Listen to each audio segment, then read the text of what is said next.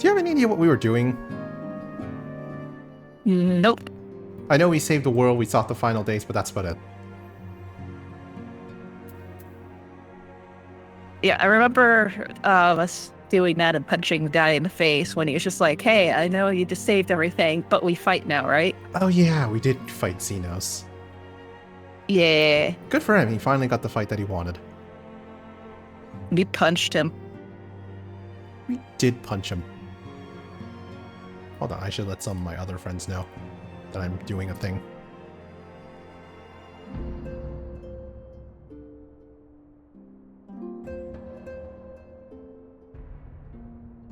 Okay, that should be fine. If they feel like joining, then they join. Newfound adventure. Tataru is putting on a pot of tea and looks in the need of company. Ooh. An unknown reward. Green, how lovely to see you. If you're not in too much of a rush, I was about to make a pot of tea. Would you like a cup? That is not how that voice goes. Take a seat then, and I'll find us something to nibble on as well.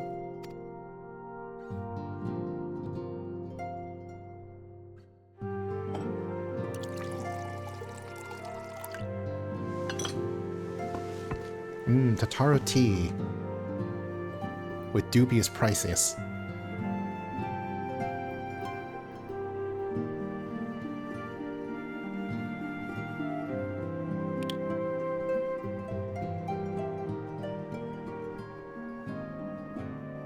It's so much quieter Food looks a lot these better days than most without Final everyone Fantasy around. food.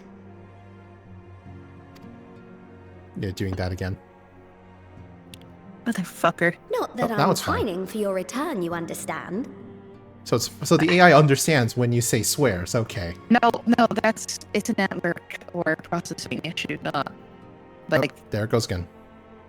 yeah, it's not an AI issue, it's, I have my sources, and I know that each and every one of you is doing well and keeping busy with your endeavors.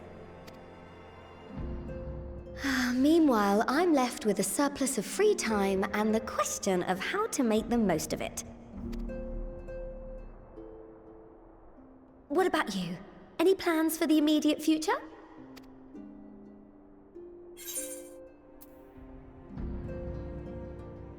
I'm still mulling it over. I hope you weren't thinking of asking me for advice. Though if you are open to suggestions, I might have one for you. What's that, Tataru? Do you need me to break fought someone's kneecaps to get bravely their and death back? selflessly, helping those in need and saving our staff from unimaginable threats. For your deeds, you've been hailed as the champion of Eorzea and a host of other incredible things. But why not put those titles aside for a while?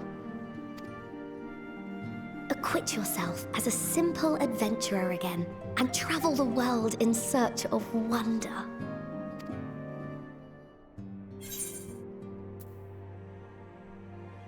That's a great idea, but where to start?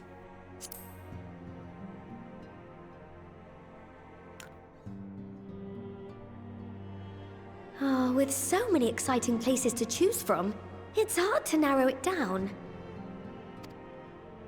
But I believe I have the perfect destination in mind. Thavnair. That's where you should go next. I doubt you were able to squeeze in a proper tour of Radzat the last time you were there. What with the burning skies and rampaging monsters and so forth. And I'm sure Vritra would be pleased to see you. Then there's the bounty itself. The Empire's presence in the region was always a deterrent to exploration. So if you've a mind to sail that sea, now's your chance. Just think of all the new experiences you could have. Fortunately, new experiences for us means new troubles. Tell me, have you been to the ruins beneath the waters of the Bounty? As the bearer of Azem's crystal, you may consider your duty to see at least that much.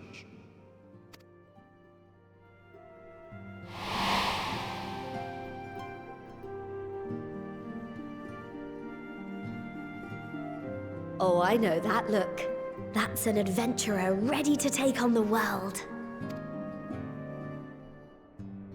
In anticipation of an occasion like this, I was planning to gift you a new set of traveling clothes, but it's still a work in progress. Shouldn't take much longer now, though, so sit tight and I'll have the last few bits sewn up before you can finish another cup of tea. Here it has pockets. I need more inventory space.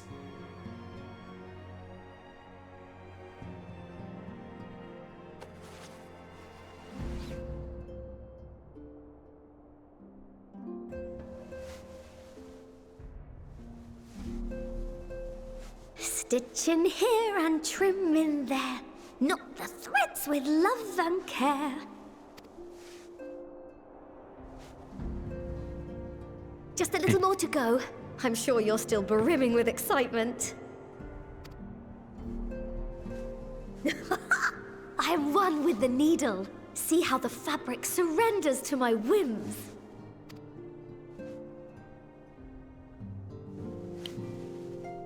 Don't worry. I'll make sure the lining has plenty of pockets for all your little treasures. I swear adventurers are worse than children when it comes to hoarding every feather and leaf and animal hide they come across. And in my case, fishing bait.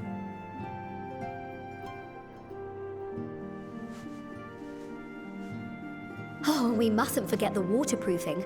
Gods forbid you forget to disrobe before plunging into the sea, or a river, or a piping hot bath.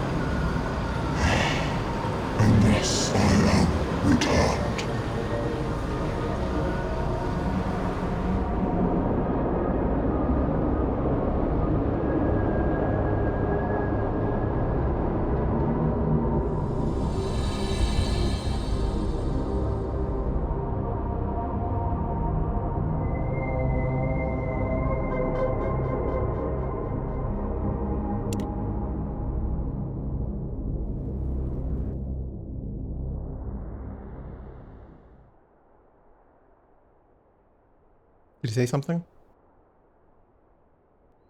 Ah, you're awake. I heard a tap.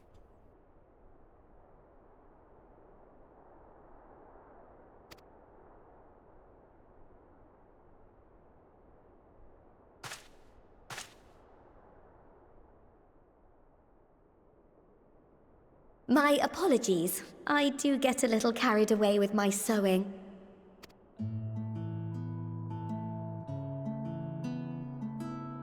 You seem awfully cheerful. Pleasant dream? Or are you just looking forward to the next chapter of your grand saga? Either way, I promise to provide you with new apparel, and so I shall. If you'll accompany me to the Diamond Forge, we can put the finishing touches on your outfit. Shall we?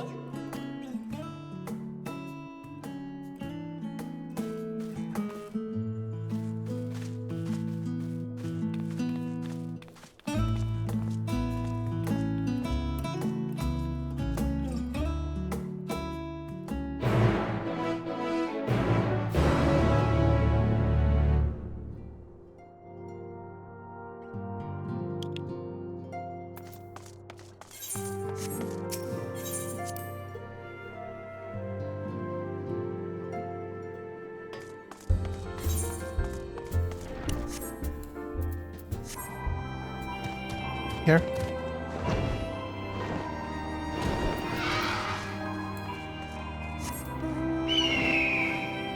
Hello?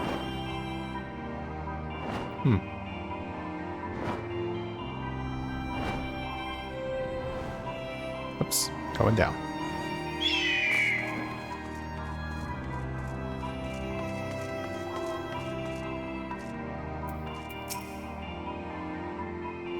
serve as the artiste refines her piece into a masterpiece. And no napping this time. I only need a moment, you'll see.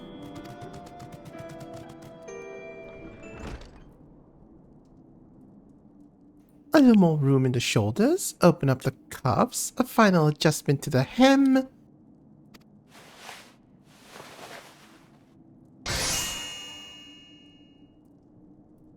All done. Let's see how it looks on the mannequin. Well, what do you think? Doesn't it just scream ready for a bold new adventure?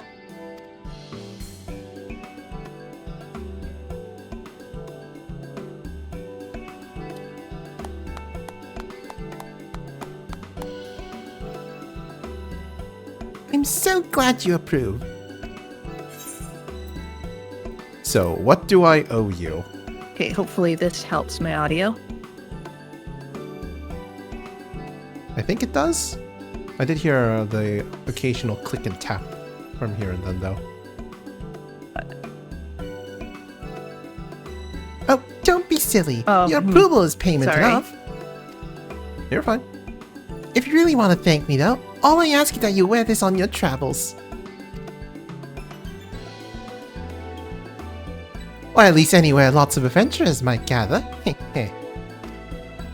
They'll look at you, a famous hero, and wonder, wherever did he purchase those stylish yet practical garments? And before you know it, hordes of new customers will be climbing over each other to place orders at Taru's boutique.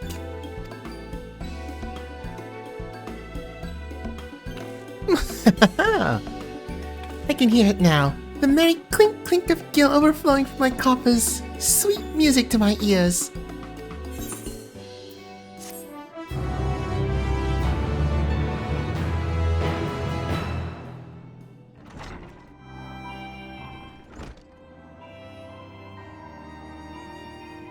Ahem. Burgeoning merchant empires aside, you must be excited to start a fresh chapter of your life. New places to go, new people to meet. I often wonder how you remember all your experience and exploits without taking at least a few notes. Usually through plot convenience via the echo. Oh, maybe you should start doing just that. You never know when some odd past detail might become relevant, or if one day you'll take a blow to the head and forget the better part of your past decade. Something to keep in mind in any case. Collection expanded, the Unending Codex.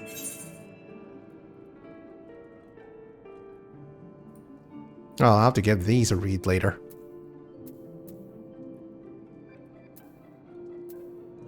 Not now.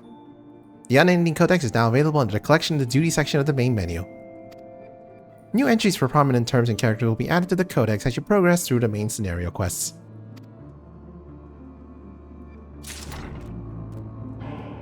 Neat. While you're in that cutscene, I'm going to put on these lamb. Just realized something quite strange. Strange how?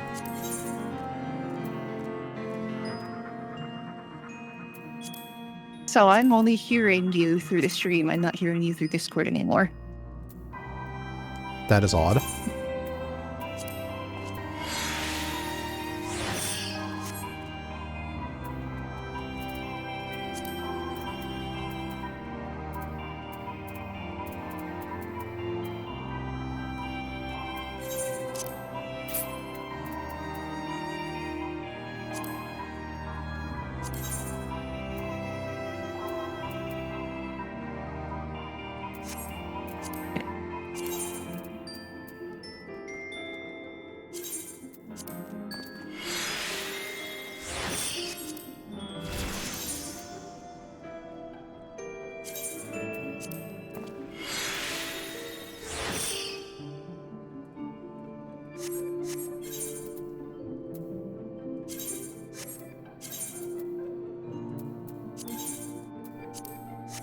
There you go, perfectly ready to advertise Satoru's boutique.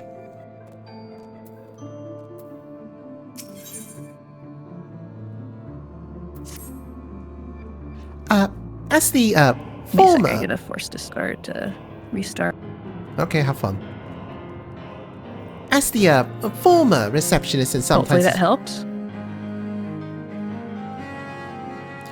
As the former receptionist and sometimes in Nope. I swear you're doing this on purpose. Kira, are you doing this on purpose? I'm sorry. No, I'm not. I'm not. Well, it seems like you're okay for now, probably. Probably. As the former receptionist and sometimes intelligence gatherer of the Scions, allow me to offer you a word of advice. Do not expect juicy rumors to simply fall into your lap. Adventurers rely on gossip, and the best places to pick up information are taverns and markets. At present, you only have a broad destination in mind.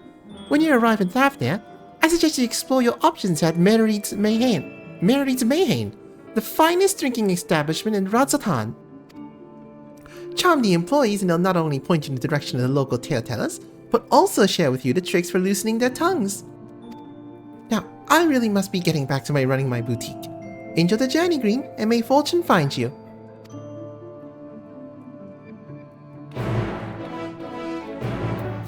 Alright, speaking of... Alright, I forgot that I wanted to put out a different minion. Where is it? Up there it is.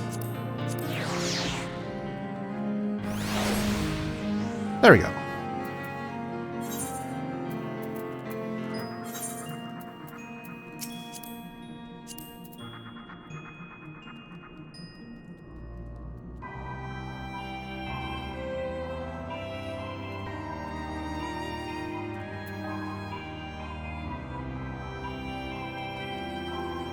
Kira, are you able to join the party?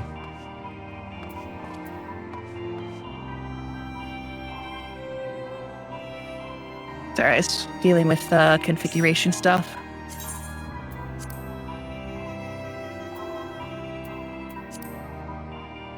Oops. Excellent. Click escape. There we go.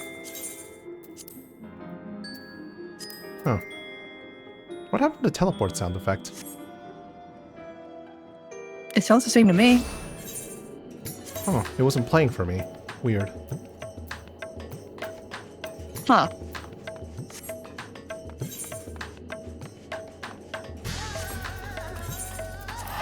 No. Okay, so the one for home return plays, but... Okay, now it plays. That's weird. Might just not have loaded into RAM in time. Maybe. Why am I running? We have an Aetheryte. I don't know, I was just following you.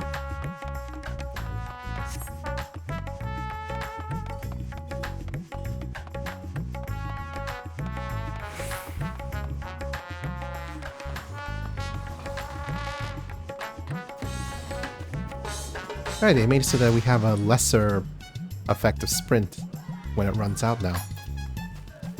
Good for us.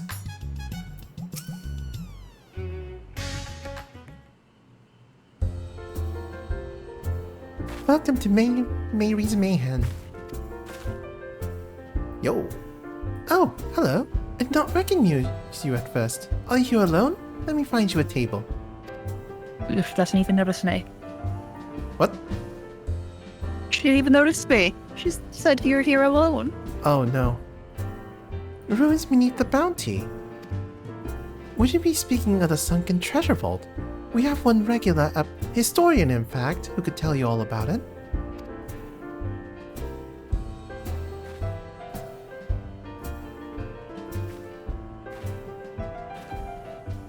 Ah, there he is, Professor Jolene.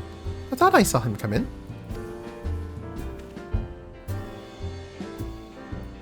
Although a somewhat private soul, the professor is quick to befriend those who share his fondness for the Mayhain's unique beverages. Offer him any drink from our selection, and he should happily share everything he knows about the vault you seek. And a few other odd bits besides. Whatever you buy from him is on the house, by the way. If Mayreed found out I took coin from Thavnia's savior, she would have me scrumming pots for a week.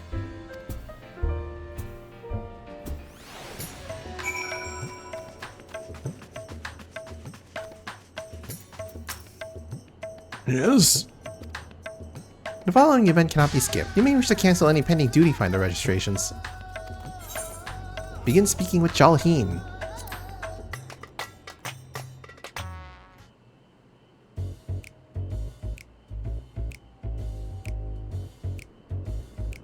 And what may I do for you, my Osean friend?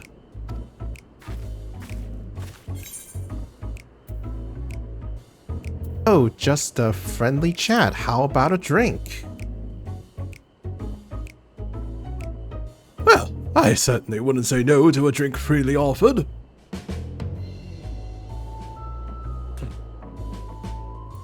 Here we are, one of Mayreed's finest. Enjoy. Ah, lovely. Bottoms up. Now I'm thirsty. Jolene empties a cup in a single pull.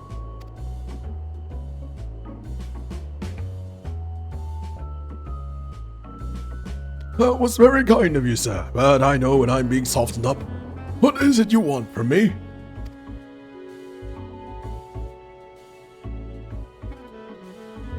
Or just the area under it. Oh, chasing down that old tale, are you? It does seem to appeal to the adventurous at heart. Now, where to begin? I assume you've heard of Alzadal. He was a Khan of the Ori tribe which sailed to Thafnir from the mainland, and a key figure in the history of Radzatan. I think I have one of his treasure rugs stored away somewhere in the guild chest.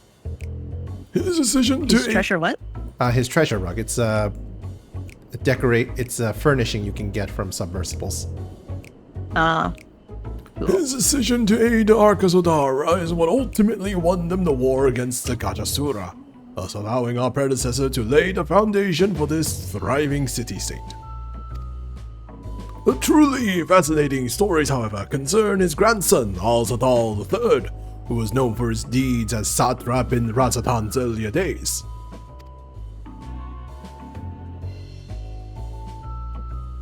Some attest that this man traveled to another world entirely and returned with glittering riches.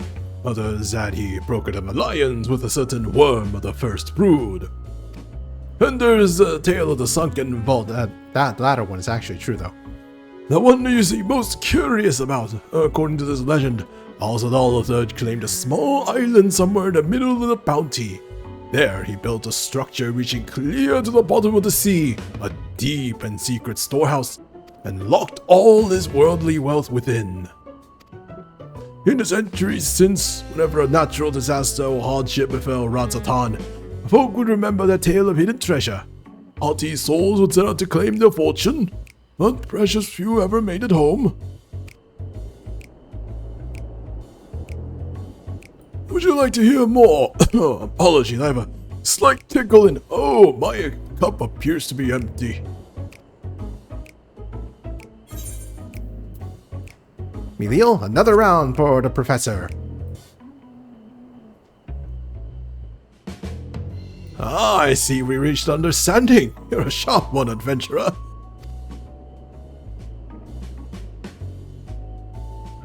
Another one for the professor.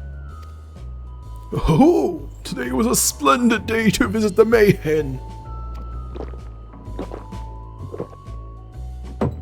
Drinking not animated. Jillian gulps down his newest drink with gusto. Where were we? Yes, those who did return from seeking the treasure vault flatly refused to speak of what they saw. Did this discourage others? Nay, quite the opposite. Such accounts only served to feed the legend, and the golden lore grew stronger than ever before. What's up? Kier? What? Were you saying something? Didn't say anything. Oh, okay. Reminds me of something Azuma was saying. Azuma's a fellow connoisseur of spirituous portables. Yes, he is. Anyway, he was saying that one of his acquaintances went after the treasure himself. Hasn't been seen since he set sail here, but he didn't have, I can say no more. You seem a generous sort. What kind of man would I be to encourage what is clearly a foolhardy quest? If my words sent you to your death, I could never live with myself.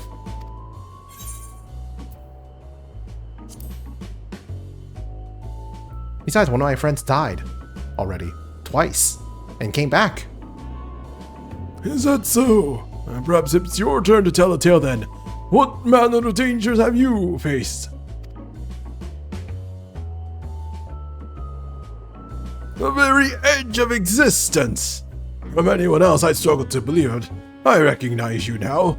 You're the hero of the final days. A drink. I need another drink to settle my nerves. Medial, more of the same if you please. As you wish, but this one is on your coin, Professor.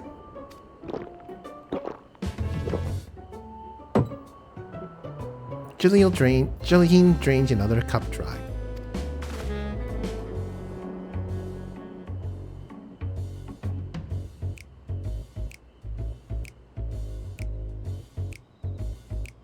Anyway, you being who you are, I suppose I would have had to share a little more. This friend of Azama's, he was so desperate to buy a treasure map. One would show the way to the entrance of the vault. Seems he could only get it from some merchant. What's his name? Bah, forget. Let's drink a toast to you, my new best friend. Real, more drinks.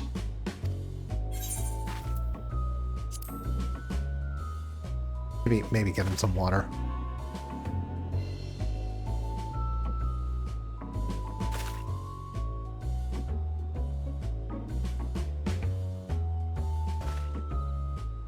Your drink, sir. Ah, marvelous. I am parched.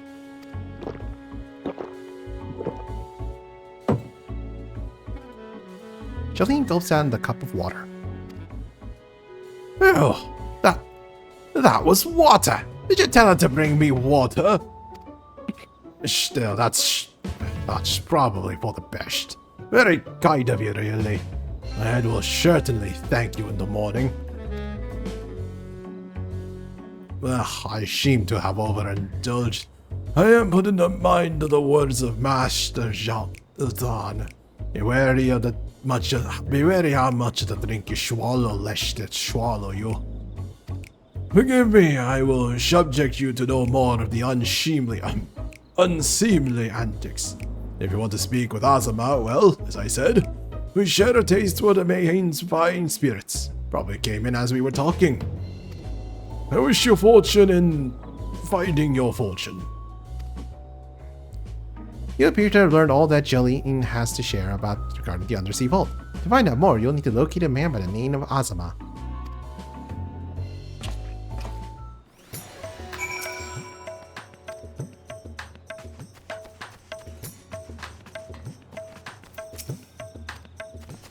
Oh hey, there's Azama. Yes, I'm Azama. Who might you be? Oh, I'm Green Slime. All true, I'm afraid. My friend took a ship out in the search of Azadal's legacy. I've been watching for his sails ever since. I tried to dissuade him, of course, but he refused to listen. All he could talk about was finding that vault. And that look in his eyes. Knew it wasn't common gold or jewels he lusted after. He was hunting Azadal III's otherworldly haul, and his ambition would not be denied. I see it in you too, that appetite for the mysterious and the unknown. But I'll not attempt to turn you from your path. I know too well the futility of that endeavor. So I will tell you what my friend told me. How he convinced the merchant in the bazaar to give him the rough location of the vault's entrance. It seems this merchant, one Zashal I believe, is selling a map which shows the exact route, but my friend's purse was too light for its exorbitant price. With what meager wealth he had, he instead paid to learn that there are ruins on a small island somewhere in the bounty, and within those ruins hides the path to the vault deep below. If you truly intend on seeking Azadal's treasure, I suggest you put your affairs in order. I wish things were different, but I do not believe my friend is ever coming home. This is why you source your own treasure maps from the local wildlife. By mining them. It.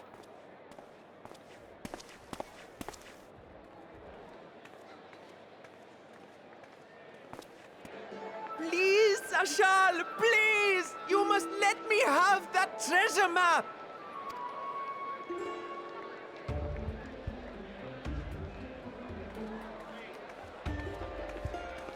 What's all this about? My mother and father were slaughtered by monsters. My baby sister, still too young to fend for herself. Can you spare us no kindness? So, you hope to find your fortune? And what? You expect me to surrender my wares for pity's sake? What have you to offer in payment?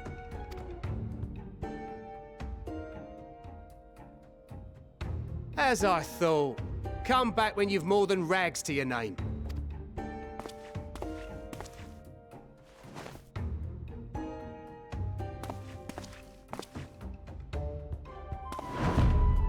This is no mere treasure map. It is a guide to the vaults of Arzadal III, one of the great satraps of Radzat-Han, and a direct descendant of Alzadal Khan.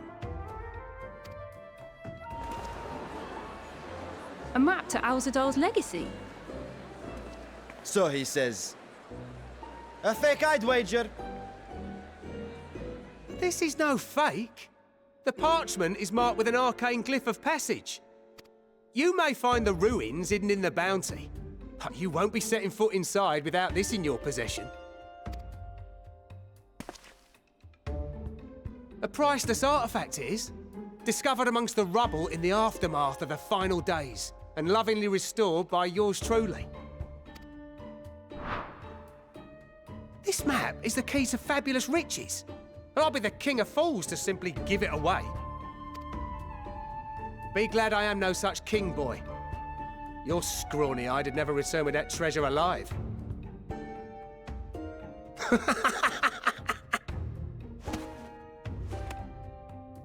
Oh, cruel fate!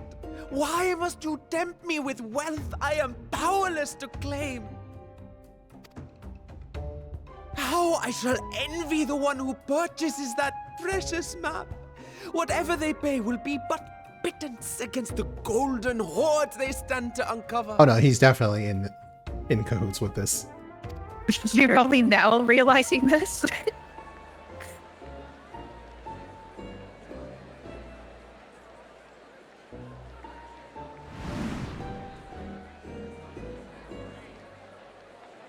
It's a Stinian!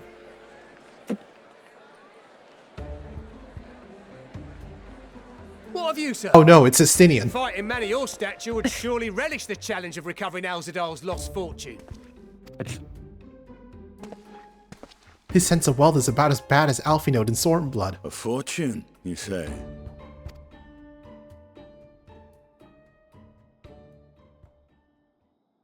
If I had but the strength to seize that treasure, my starving sister would never want for food.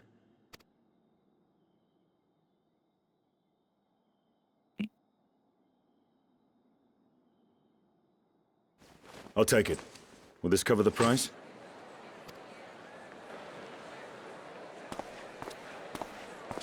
Oh.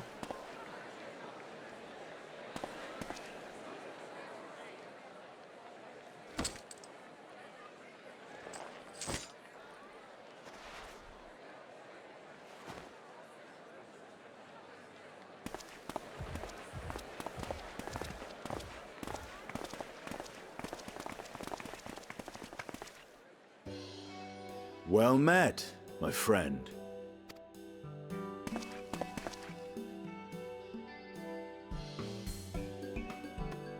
Someone is dressed for adventure. Thank you. Courtesy of Tataru Taru from Tataru Taru's boutique. Knowing you, I suspect there's more to your plans than sightseeing and shopping.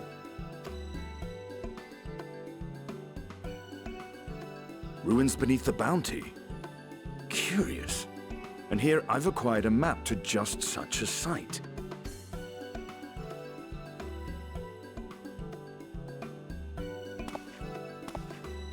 With that sale, I do believe I've earned the rest of the day off. Thank you for your patronage, sir, but if you'll excuse me. You needn't mind us. Did you let the Stinian have the wallet? He doesn't have it anymore.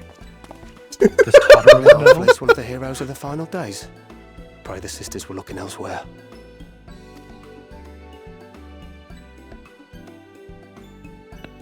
Also, hi Kier's husband. Hello. This map may or may not be genuine. He's Either gone way, we'll already. need a ship to fly Yeah. out for Fast sure. enough.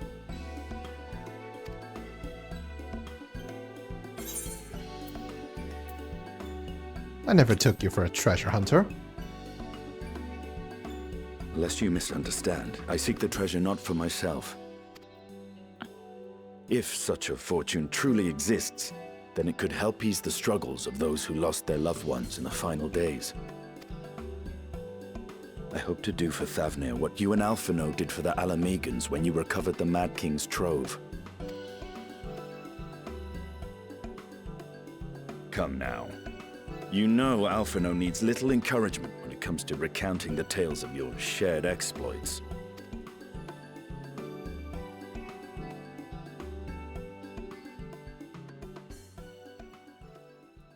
Speaking of precocious lads, that boy in the bazaar was clearly an accomplice of the merchant.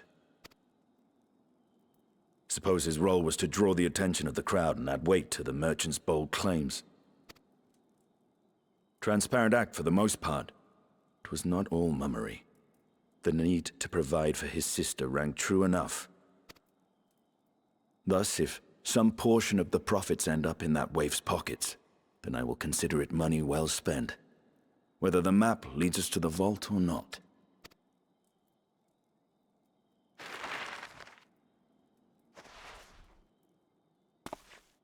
You are coming along, yes? Hell yeah, adventure!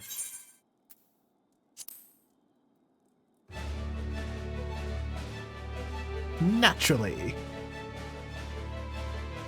I thought as much.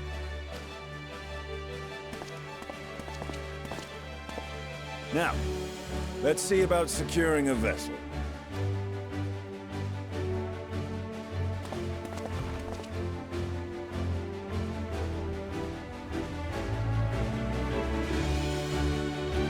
I have a sinking feeling we're gonna have a stowaway on our hands. But that requires him to not be following Justinian of all people. That is a good point. It's fine, we'll just drag Estinian to the boat. You'll recall I spoke of visiting Thavnir at Vritra's request. Well, he finally invited me to a feast, and made his proposal once I was too full of hunishing delights to refuse. He wishes me to train the Radiant Host in lance work. But that is a tale for another time. What we need now is a merchant or a trawler with a ship fit for the open seas. Matsya is a fisherman by trade, yes? We should head to Akiali and see if he can help us. Ooh, thanks for teleport. Of course.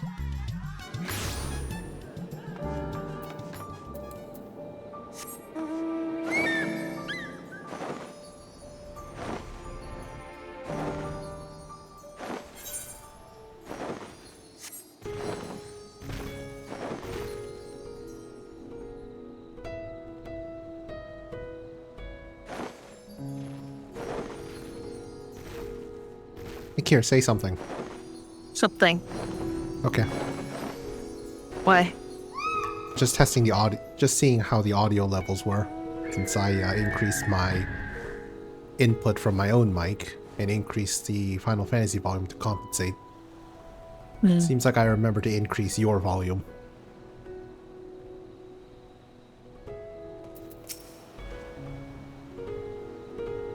Oh, missed the hunting party because of the cutscene.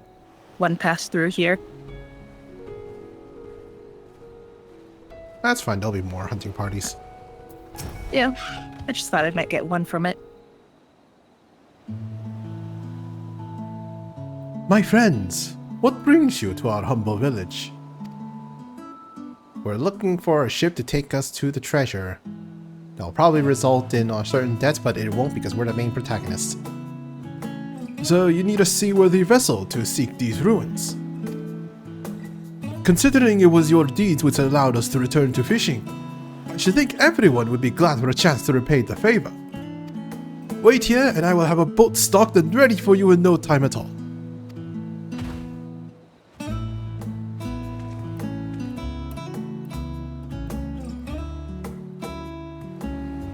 Have you noticed our little shadow? He's been following us since we left the city. We see you there, boy. Show yourself.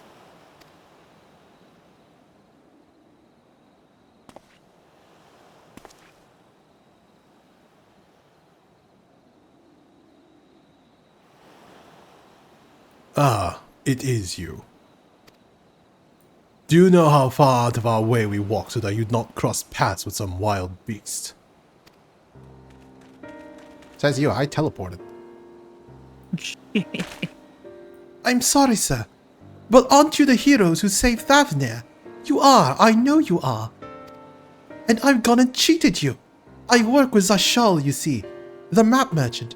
It's my job to play the pleading orphan and convince the crowd his wares are worth the price he asks. I'm ashamed of what I've done, and beg for your forgiveness. If not for you, my sister and I would never have, well, we'd be... Enough. I knew your game and I paid the price willingly. A fortunate purchase, as it turns out, for my friend here was seeking those very ruins.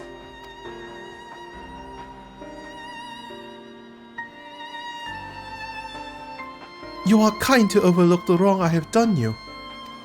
But there is more you need to know. The map you brought is very real, as is the island it shows. I overheard Zashal selling the information to another customer. He told that man where he needed to search about the ruins, but the vault, about everything. Then the man sailed out to find his fortune, never to return. You cannot go alone to that place.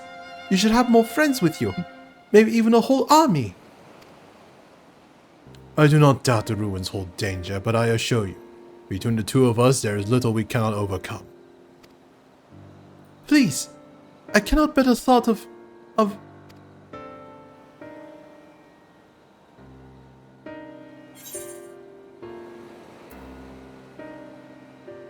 We can invite our comrades.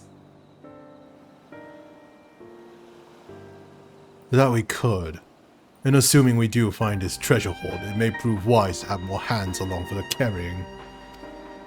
Any ideas on whom to approach? The scions have scattered far and wide since our last gathering. Well...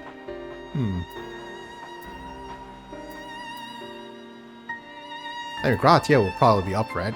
Pretty much anything. Damn. Yeah, Gratia and Kryl.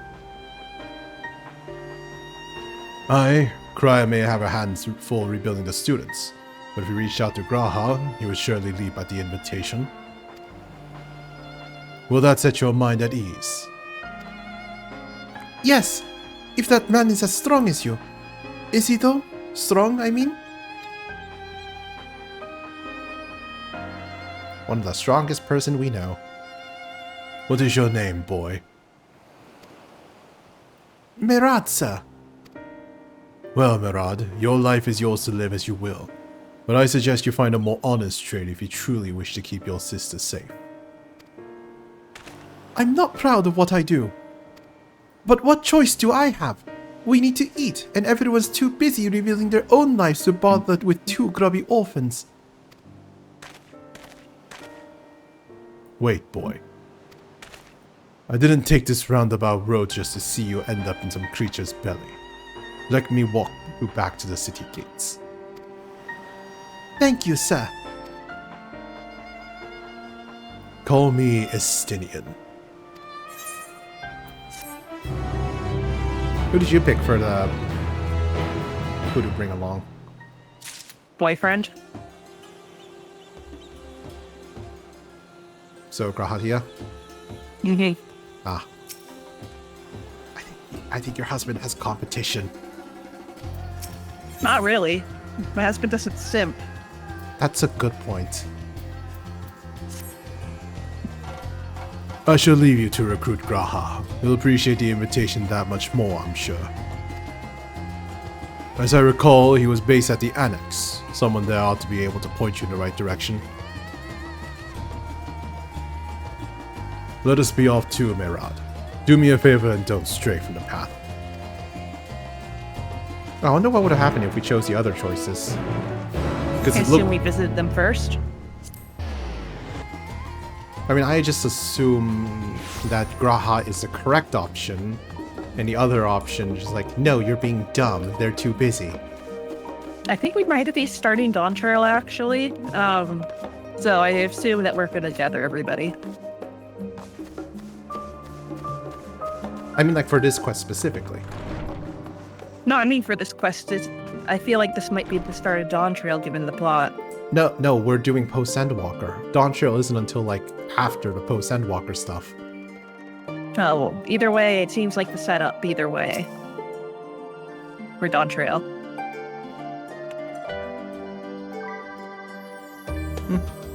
Oh, look who it is. Welcome back, Green. What might the students do for you? I mean, Dawn Trail wasn't even a concept during this patch, so... Was it? I don't know. I don't know how development works. Never mind. Graha!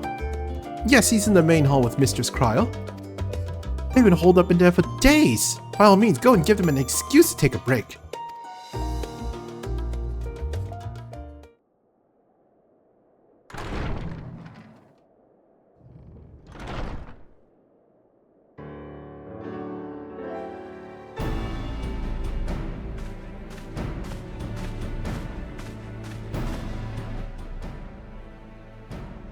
Ah, Urgica, my good man.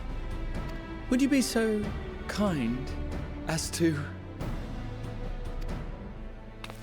I'm a little too tall to be Urgica, sorry. Isn't this a pleasant surprise?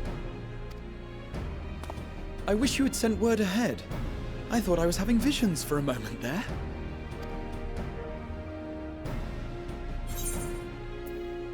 How's the restoration as the students coming along?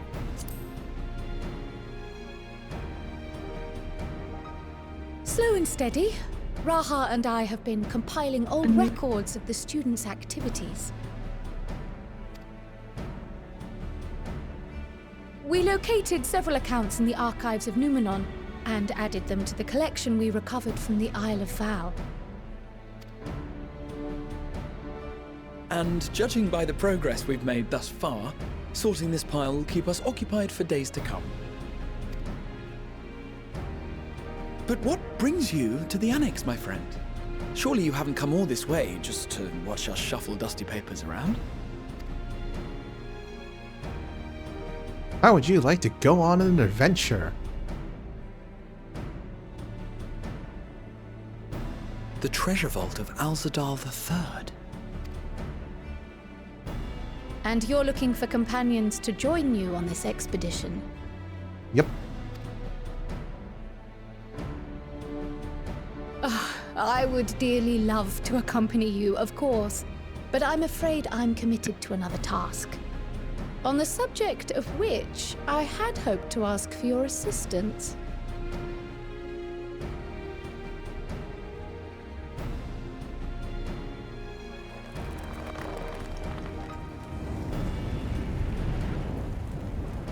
Uh-huh. Then again, it's not so urgent that it can't wait until you've returned.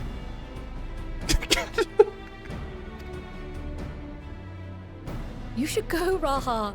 I'll stay here and mind the shops, as it were. Are you sure? I'd hate to leave you short-handed.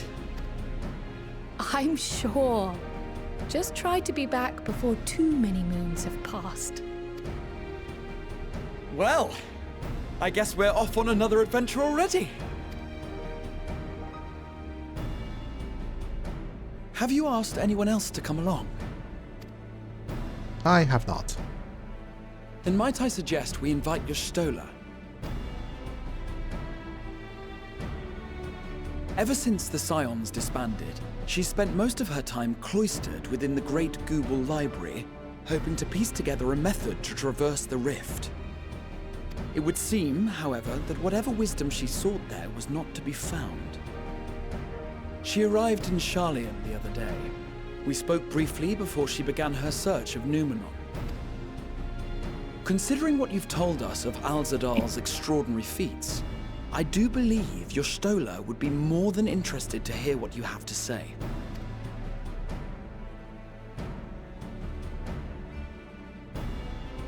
Splendid! Then let us head to the archives at once. More Wait, cats for the before party. you go, I have another potential member to Yeah, volunteer, if you've room to spare. Urianger. He sent the students a request for materials, you see. Treatises on the architecture of treasure vaults and the like.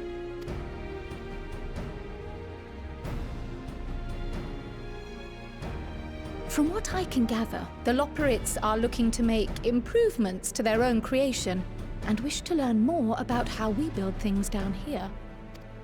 So, why not take Urianger with you? Let him study Alzadal's legacy firsthand. This None way, we'll can have deny everyone the else benefit together. of seeing something with your own eyes. If our expedition leader has no objections, I say we extend Urianger an invitation once we've spoken with your Stola. Let's go. Safe travels, you two. But don't forget, I'd still like your help with that other matter I mentioned. Right! Then it's off to the library.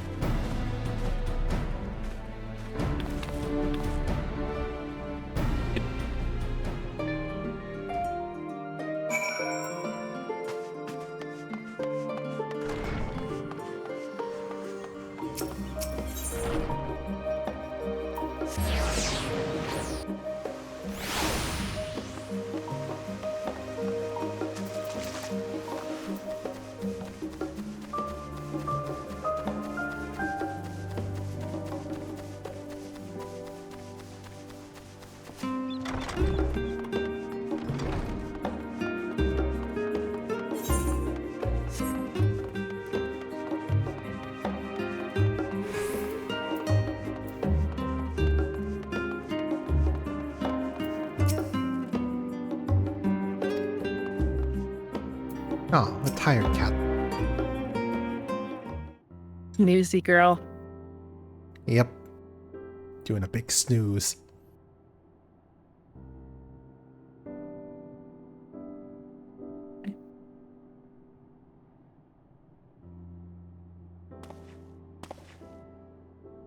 I've never known your Stola to doze off in the middle of research before.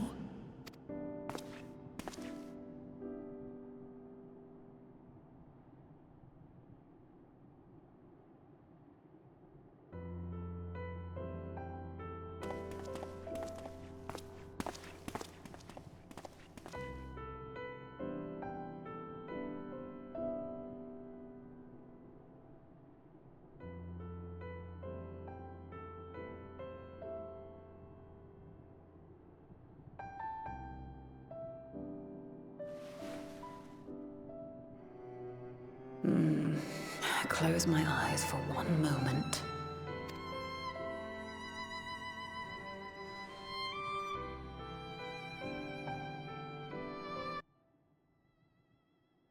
It's just the music just abruptly cutting out.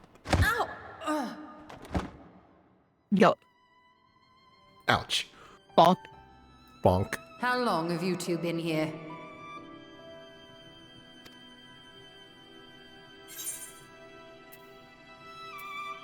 We didn't want to wake you.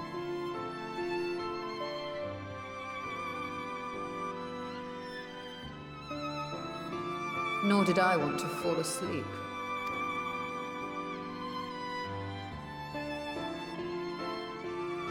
I must have been studying for 2-3 days straight before exhaustion finally claimed me.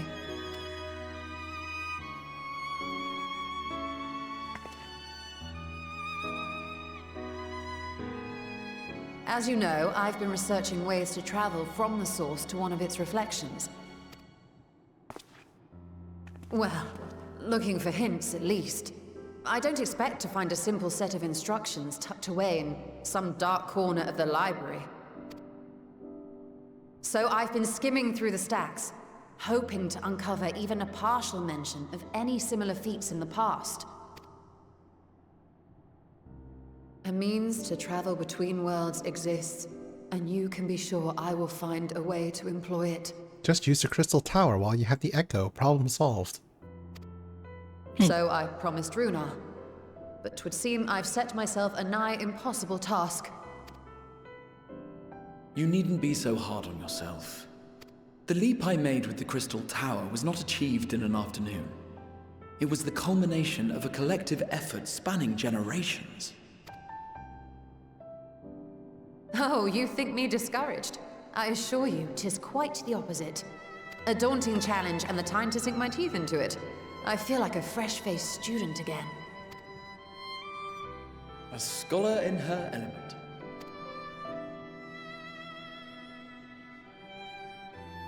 Indeed. Was there something else you wish to ask of me? We're looking for treasure.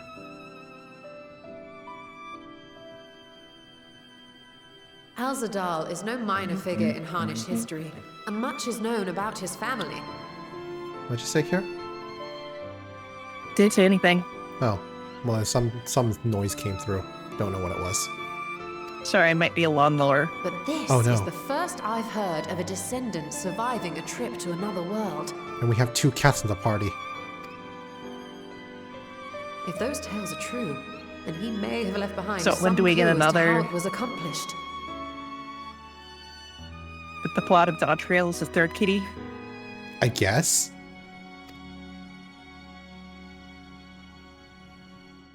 An invitation to delve into one of the world's lingering mysteries. As if I could refuse. And whence do we embark upon this expedition? Akiara, now. by ship. But before that, we thought to extend an invitation to Urianger as well. He was in Thalmazane last we heard. Then by all means, let us recruit him and be on our way. Is Peter there? He's in chat. No, I mean, like, I thought I heard voices. Or maybe it was just a lawnmower again. Sorry.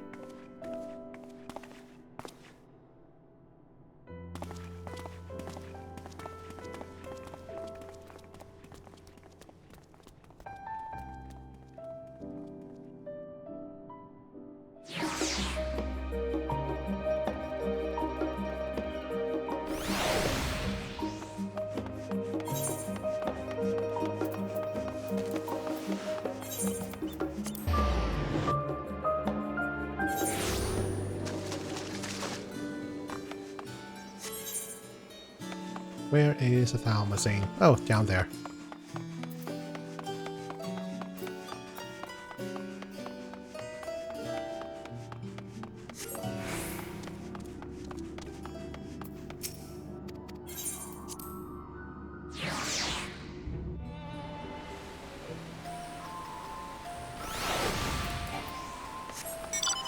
Alright, we can just mount while we're running now. We don't have to stop and pause. Oh, I forgot to mute. Stain. That's amazing. Mm-hmm.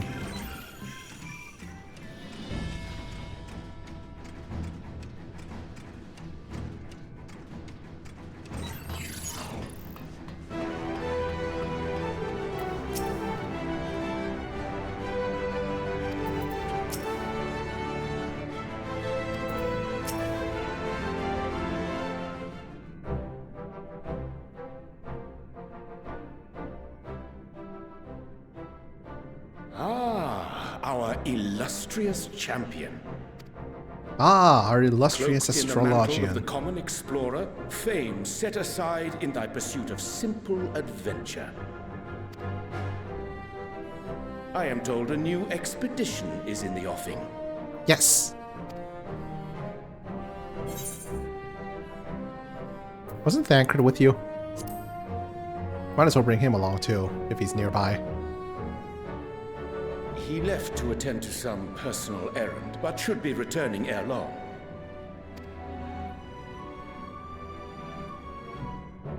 You've been keeping yourself busy, I trust? True to our plan, Thancred and I embarked upon a pilgrimage of sorts, with an eye for gauging the state of those lands through which we passed.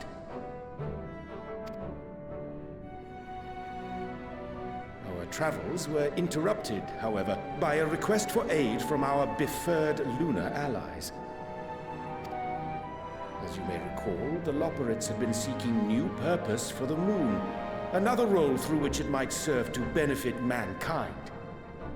The Forum hath been working to advise them in this endeavor, but I return to offer mine own counsel. And this has what to do with treasure vaults, exactly? We're going to locate the treasure vault from the moon. You have learned of my predicament from Mistress Cryle. I know not whence they acquired such knowledge, but the Loporrits now stand convinced that adventurers delight in treasure hunts.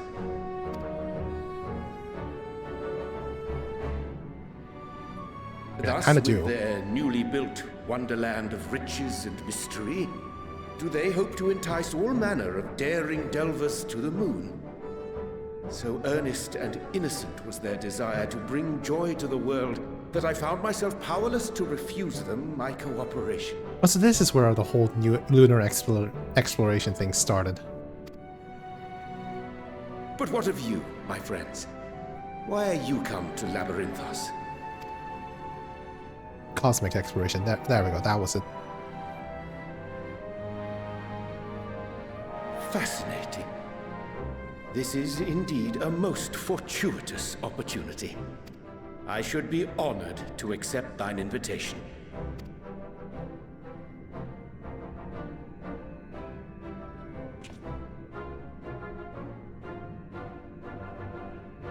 How long hath it been, I wonder, when last our actions were not impelled by fate or desperation? Around the Waking Sands. Aye. Though I cherish the Scion's accomplishments, 'tis pleasant to not have the weight of the world upon our shoulders for a change. Counting Istinian, we number 5 now, yes? Without knowing what traps or perils await unwary feet, we may be wise to refrain from recruiting others. I agree. Between us, we should have the skills to handle whatever situation may arise. Shall we be on our way? What, no time to spare a word for the grizzled old bard? All is well, I trust? A wasted trip, I'm afraid. I'd hoped to catch up with a former mentor while you parleyed with the rabbits, but it seems our paths were not to cross. How was your pilgrimage?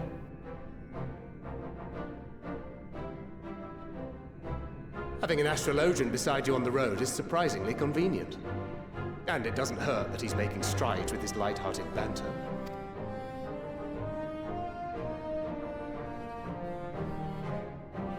In any case, as we made our way around Ilzabard, we saw that much of the continent was in various stages of chaos. A certain amount of disorder is to be expected. The final days are over, and the people no longer have a common threat binding them together. That's the thing with these fledgling troubles, eh? You need to keep an eye out, lest they mature into full-grown headaches. So, for what reason have so many esteemed personages seemed fit to gather? We're hunting treasure. Beneath the waters of the bounty, you say? I see you've already stolen away my traveling partner with the promise of unexplored ruins and scholarly glory. Nay, 'tis not for mine own indulgence, but rather the fulfillment of my commitment to the Loporrits. Ah, of course. And if you have Estinian rounding out your group, you'll likely have all the members you need. Feeling left out? I could put in a good word for you, if you like. We may have been released from our obligations, but I'll never be free of that merciless wit of yours, will I?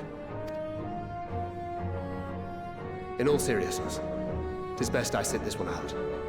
Too many former scions consorting with one another might be seen as a cause for concern in certain quarters.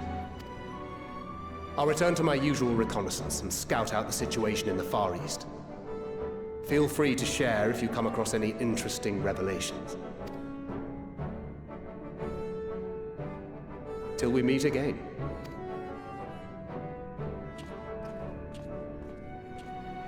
Shall we also hasten our departure? Sir Estinian will wonder what hath become of us.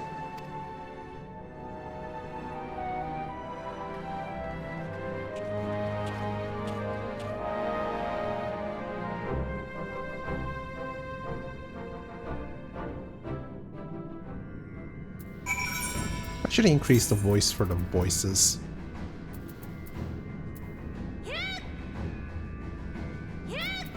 That should be fine.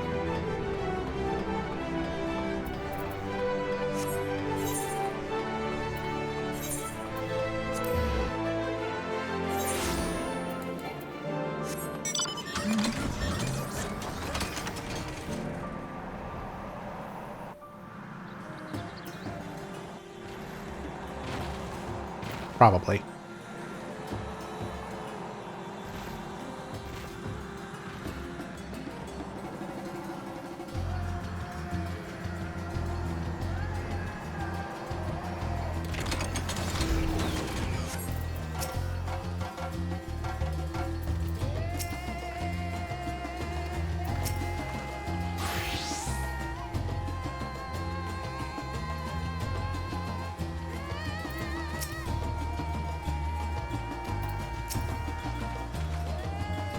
I send you to recruit Graha and you return with an entire survey party.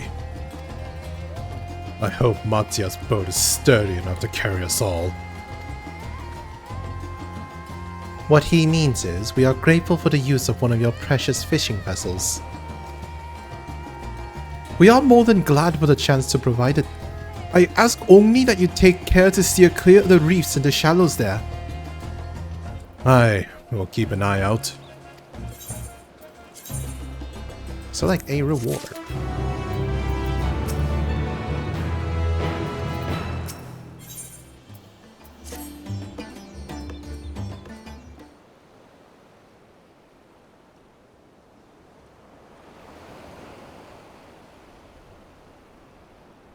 Alzadal III. I confess I am somewhat embarrassed that the tale of his journey to another world escaped my notice. Could it be more than simple folklore? And what of the treasure he supposed that they brought back? This undersea vault may hold relics from another perfection. My friends, we should temper our expectations. The map doth promise ruins, but beyond that we know not what we will find. Not until we find it, aye. So let us dispense with the conjecture and set sail for the vault.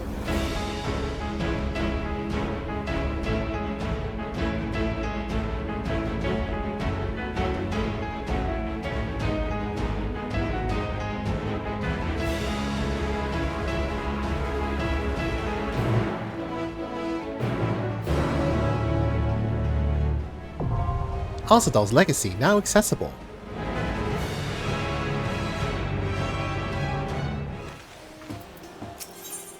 We have the third waiting around.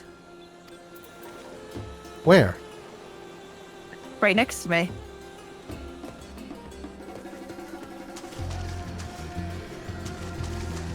Oh. Boat. Boat. Let me just do some quick small talk.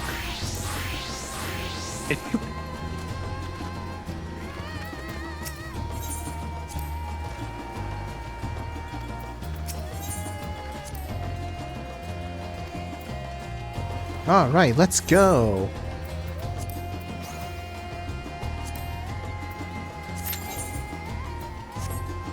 What? Oh, one of the party members did not meet requirements for this duty. Who? That's a good question. I would assume me it's not saying that you don't see. Oh, Jesus, it says my item level's not high enough. Maybe you should go buy some at the shop there. And then glam it. Yeah. I can also switch classes. There we go. That should work. Okay.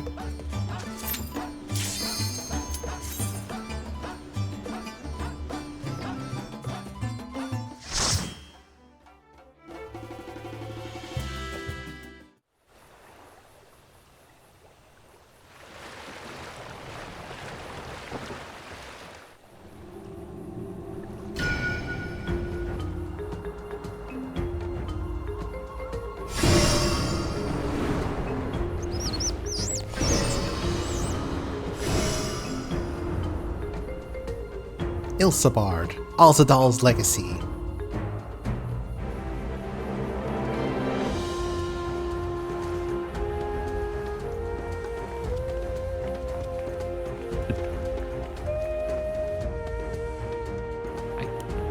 Let's see if I remember how to play.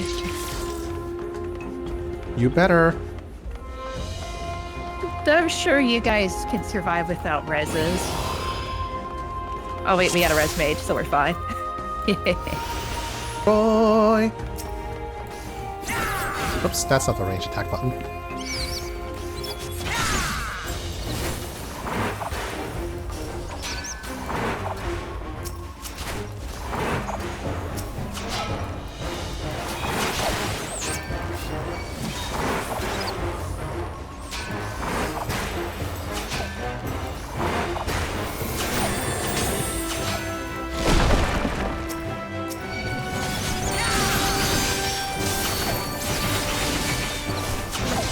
Should I pull Mork here? I'm sure we'll just die casually. Okay. Oh, it doesn't let me go forward more. Oh, okay, you live this time, Kier.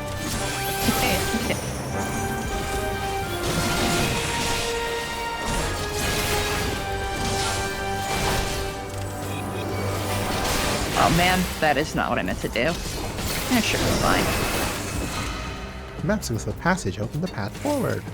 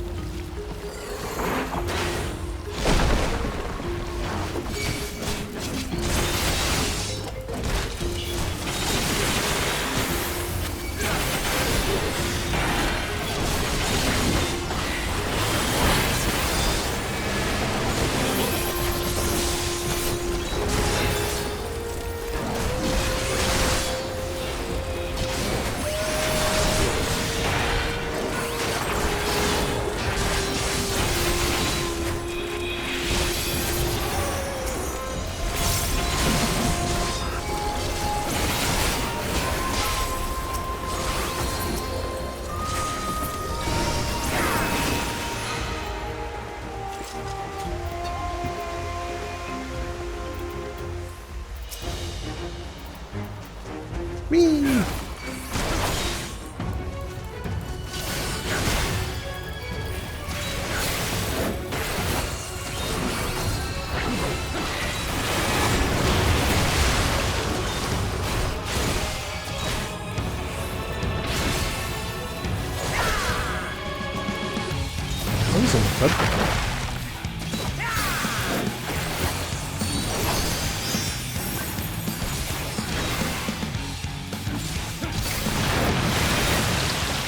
Oh, that's what that does.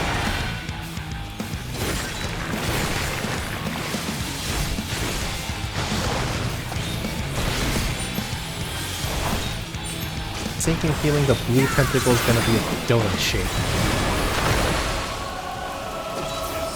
Because that's how these things usually work.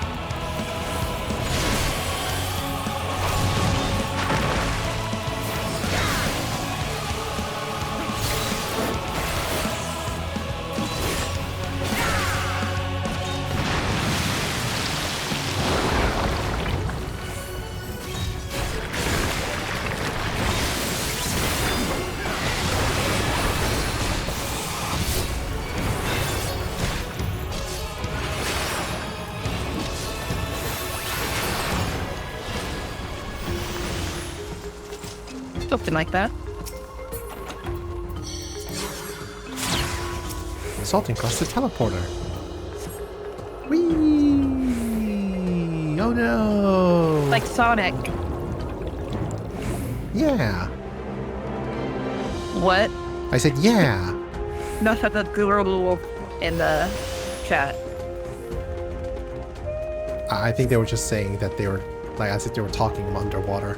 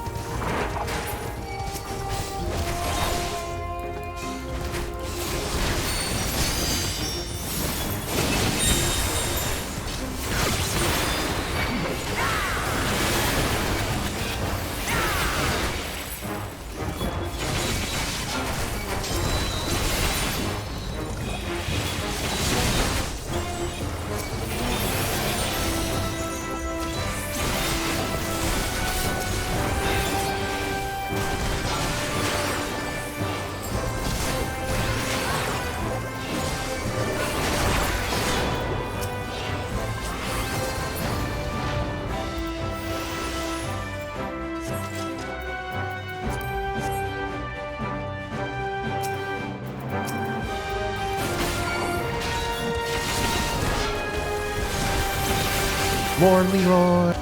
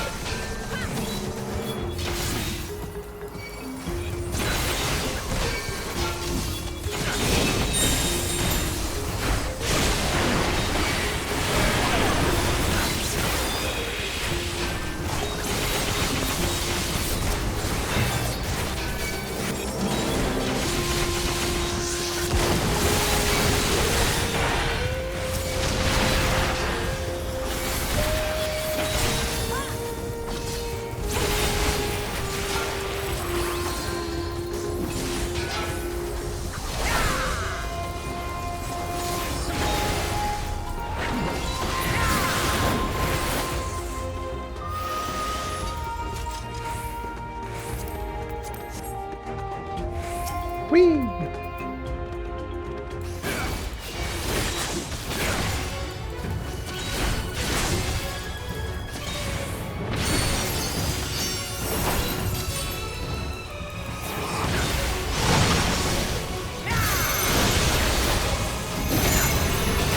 That doesn't look good.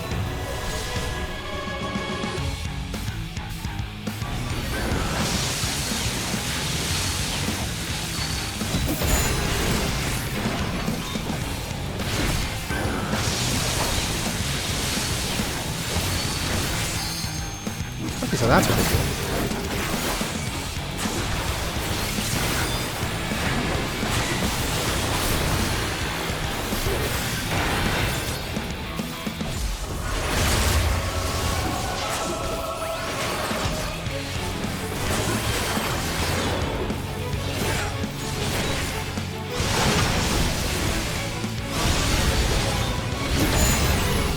Huh.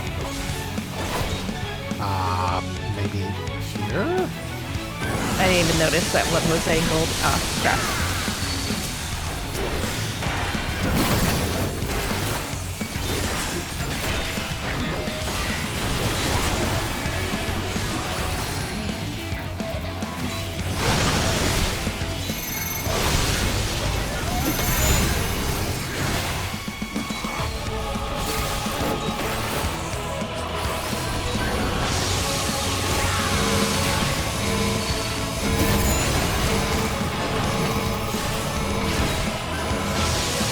Oops.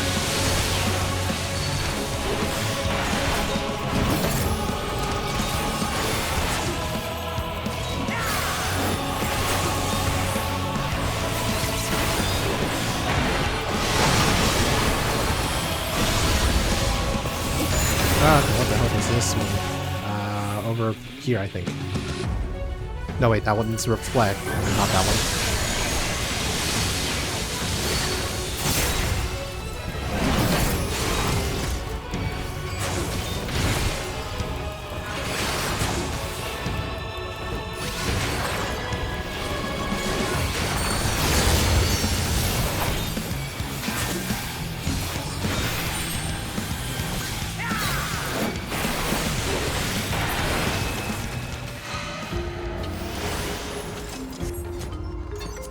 I have no idea what just happened.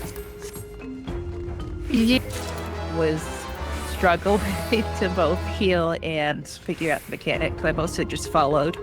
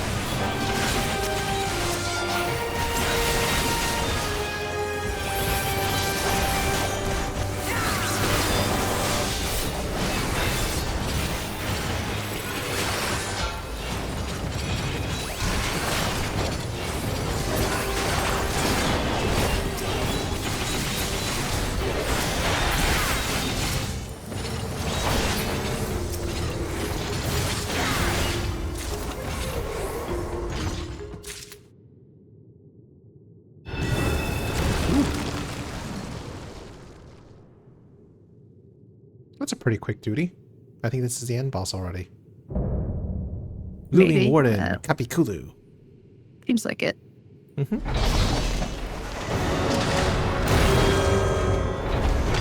Amazing how those colors stayed so vibrant after being entombed so long. It's dyed with the blood of the intruders. Green blood, interesting. Insects technically have green blood. Green or clear, depending. I'm used to it showing up as orange or white.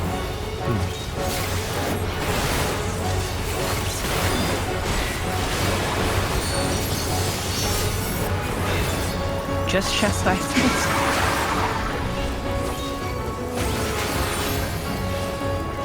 Oh boy, spikes.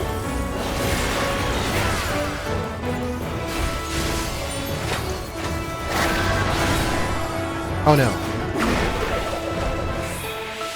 Oh. Oh, it's just Fall Guys all over again.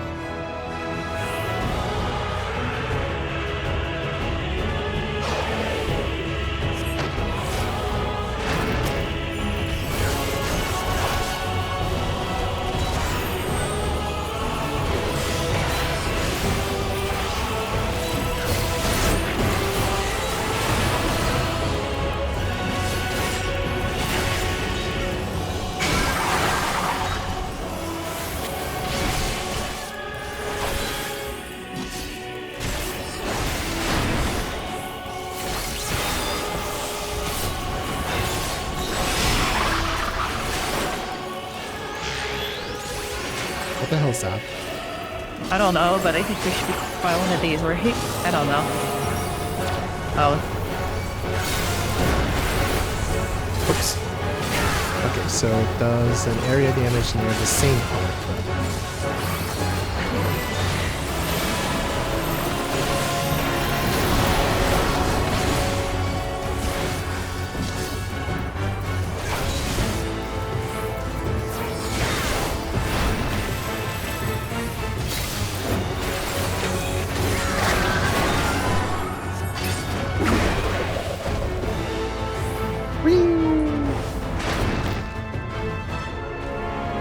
Oh no!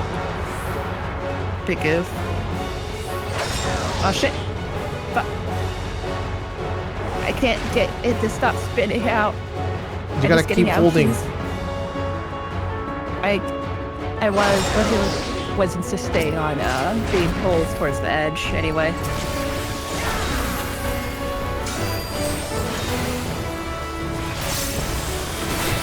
Oh, that's you. Yep.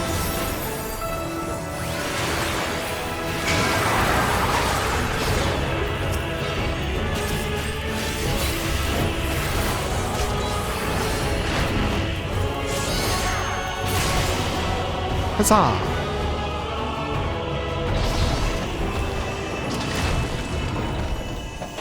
You eat the biggest ball of twine in Eorzea.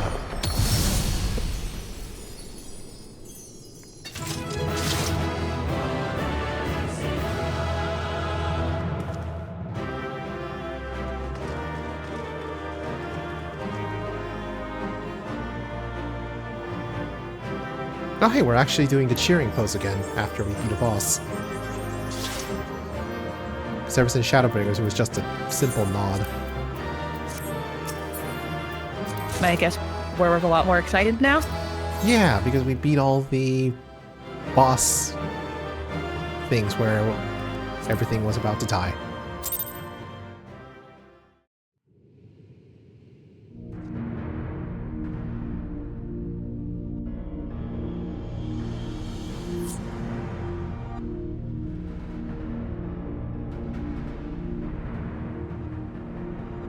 I know a sealed evil entity when I see one. What have we here?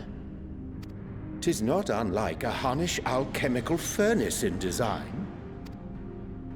Well, there is one way we might find out. Y'shtola, no. If you touch it, it might release some... You mustn't touch it.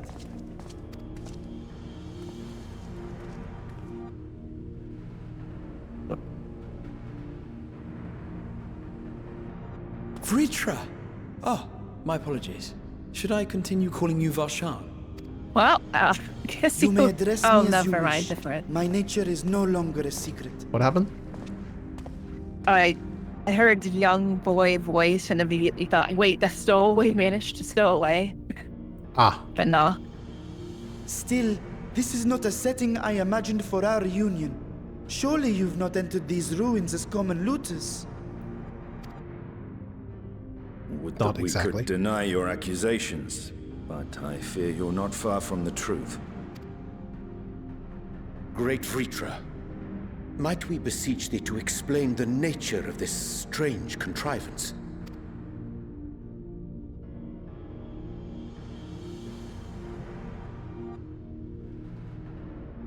It was crafted by our alchemists at my behest, for the purpose of sealing something away. Yep.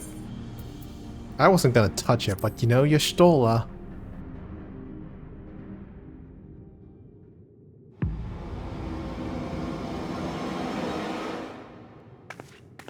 You and I will speak later. Okay, that was worth that choice.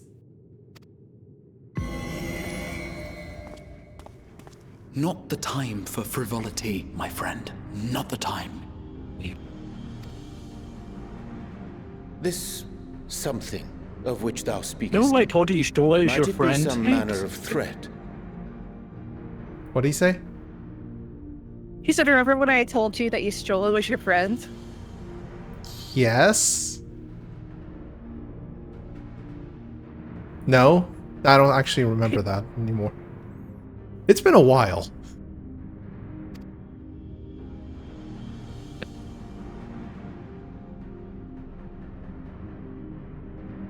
Perhaps I should simply show you.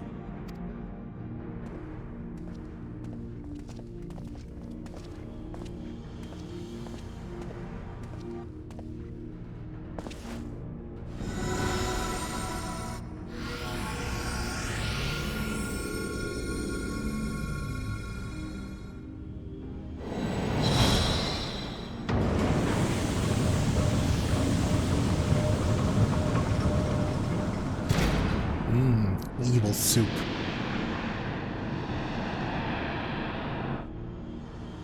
Is that a portal into the void?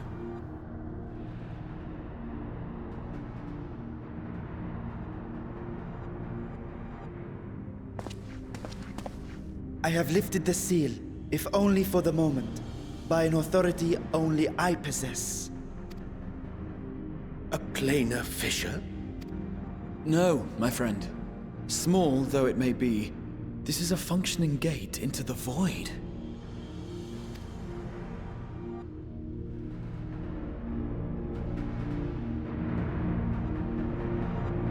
Oh, that'll help out your Stola a lot.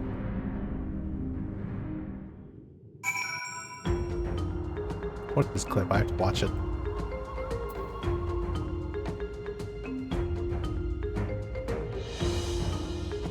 Ah, this part.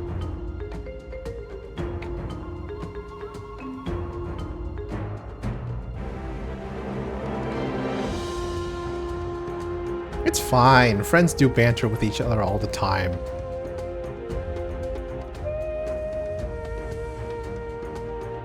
And insult each other on a regular basis.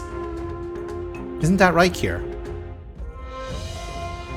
Do such a thing, God. We insult each other literally all the time.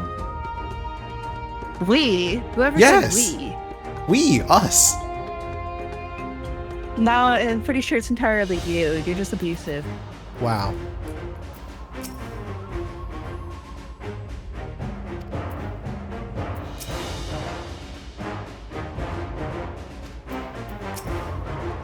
You hear that, everyone? Kier is gaslighting me.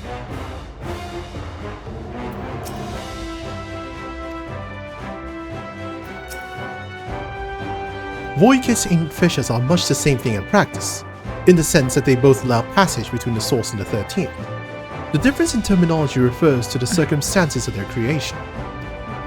A fissure is an incidental tear in the fabric between worlds, whereas a void gate is a product of deliberate action. I suspect this is the latter, judging by the elaborate mechanism put in place to control it. To think that our search for material riches would lead to this priceless discovery. That swirling emptiness. It puts me in mind of old friends, not to mention old foes.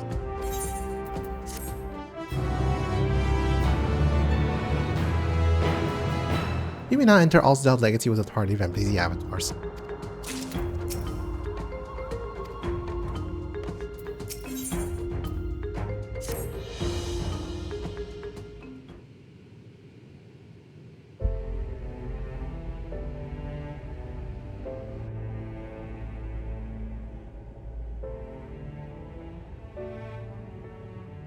I must admit, I am deathly curious to know how a void gate came to be hidden in the depths of these ruins.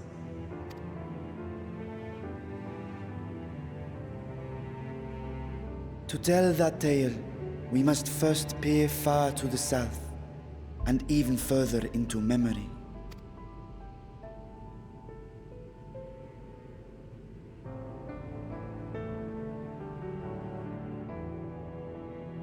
An age 5 millennia passed when the Algan Empire sent an invading force to the shores of Mericidia.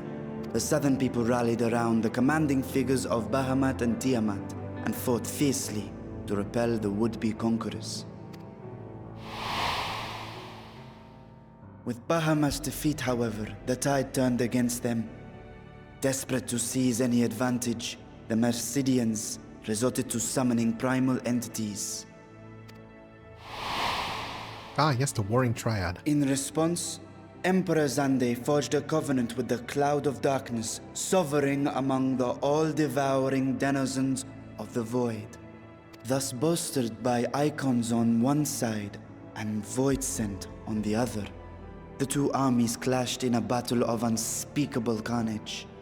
So much death, so much loss.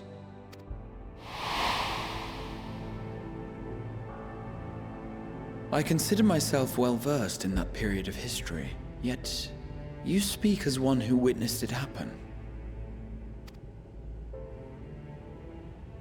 Indeed, I did.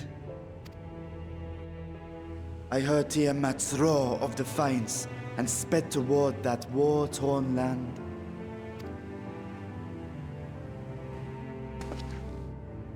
Along with my sibling, Ashdaya.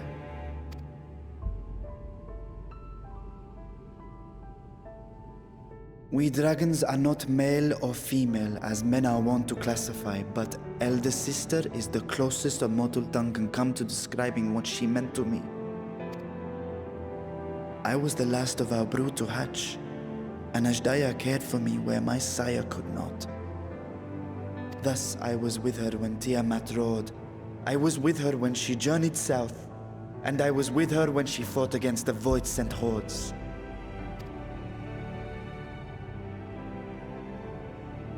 Yet no matter how many of their vile fiends we cast down, more rose from the abyss to take their place. Faced with an unwinnable war of attrition, Ashdaya risked her all on a final gamble. She plunged through the Void Gate itself to strike at the root of their strength.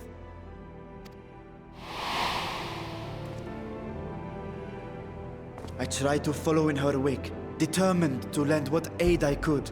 But even as I came upon Alag's glittering tower, I saw the rift close behind her. And Ashdaya has been lost to us ever since. I find I must retract my earlier claim of historical knowledge. Nowhere in the Crystal Tower's archives did I see mention of such noble sacrifice. That does not surprise me. To Allagan eyes, it must have seemed as if a lone dragon, driven to madness, simply dove through the gate and did not return. For my part, I spent long years searching for the means to reunite with Ashdaya. Until I could search no more. Until Allag was dust, and the art to open a void gate large enough to accommodate a dragon forever lost. Yet you have the beginnings of a gate right here, under the control of a harnessed device. My discovery came before Radzat Han was founded. Though I scoured the lands for a method to cross the rift, it was beneath the sea that I chanced to find a natural planar fissure. It was, however, far too narrow to admit a worm's bulk. Only after our city rose upon the rock, and I could enlist the aid of our talented alchemists, did matters take a favorable turn. Their dedication was beyond reproach. Tirelessly they worked to expand the fissure, and after decades of toil, it finally grew to a size that a child might pass through.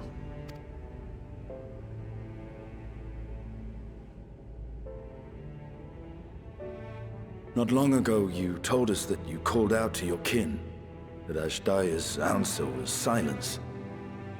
I suspect the conclusion to your tale is not a joyful one. With hope in my heart, I used a simulacrum to cross the threshold. But no, I did not find her. What I found was a host of Void-sent, clamoring around the opening they had sensed. 'Twas but a moment, but enough. I had no choice but to retreat and allow the portal to contract once more. The gate was a threat to your people. You had to decide between endangering Radzat Han and abandoning your sister. And you chose the latter. 'Twas not that thy sibling scorned thy call. 'Twas that she was trapped beyond a barrier through which neither roar nor dragon may pass. Even now, in the desolate world of the 13th. I can scarce imagine your pain, yet it was wise not to linger in that place. Too long a sojourn, and even a being of your power risks being warped into a creature of the void. You've seen this phenomenon before, when we stepped into the darkness.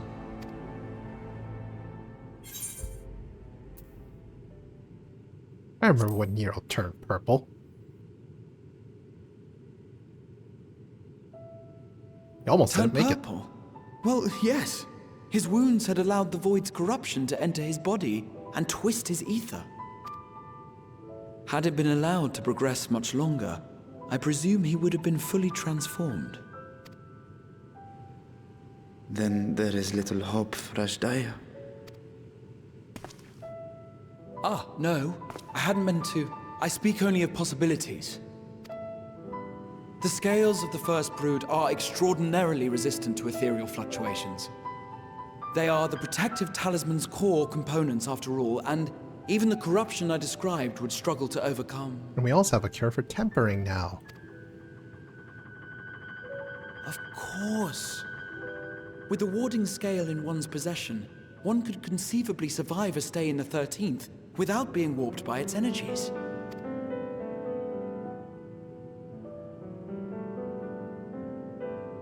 Be that as it may, it is too late to rescue my sister. 5,000 years too late.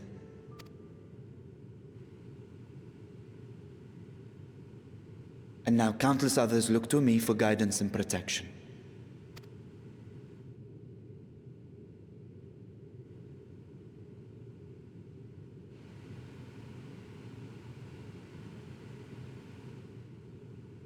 So when I sensed intruders in the ruins, I came only to ensure that the gate remained closed. That, and to secure the treasure, of course.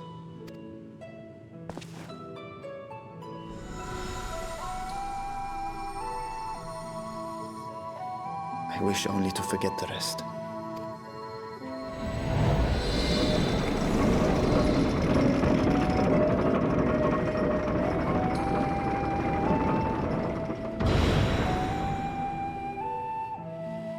Stola looking at that game like I'm going to jump into that thing. The first route has been added to the Unending Codex. Aether has been added to the Unending Codex.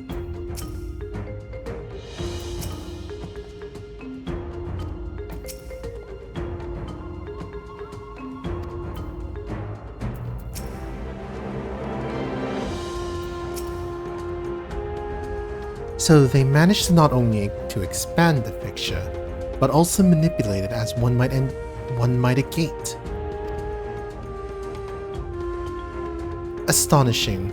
Is there any chance I could learn more of how this feat was accomplished? I will tell you what I can.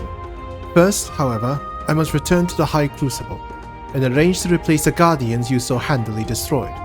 It will not do to leave the gate undefended. Ah, my apologies. We were perhaps a touch zealous in our rush to uncover the vault's secrets. If the constructs can be repaired, we would be happy to offer our assistance. That will not be necessary. Much as I retain spare vessels for myself, we keep duplicate guardians on hand for such eventualities.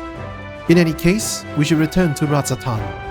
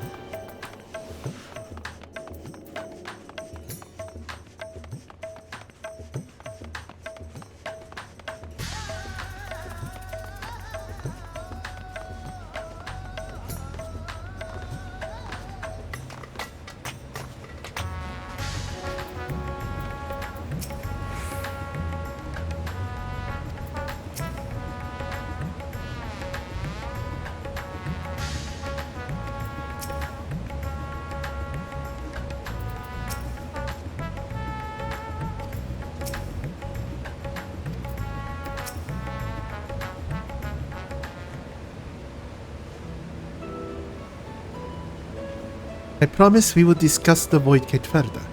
But first I must attend to the matter of the Vault Sentinels.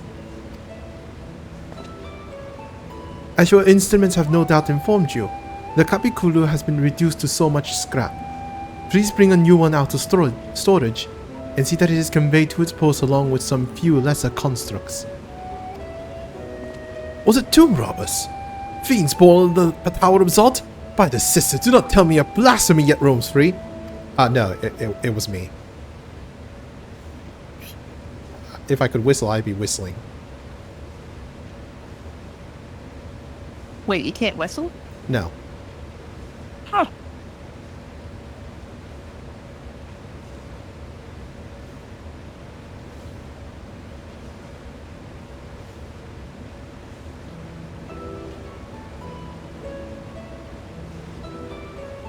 Why such guilty faces?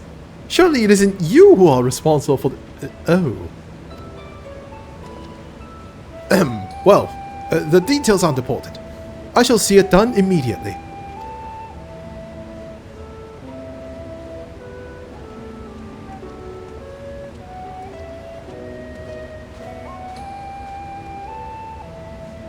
And with that, the vault will soon be secure once more. Now, I believe you had questions. Quite a few, in fact. But I'd like to begin with the gate itself.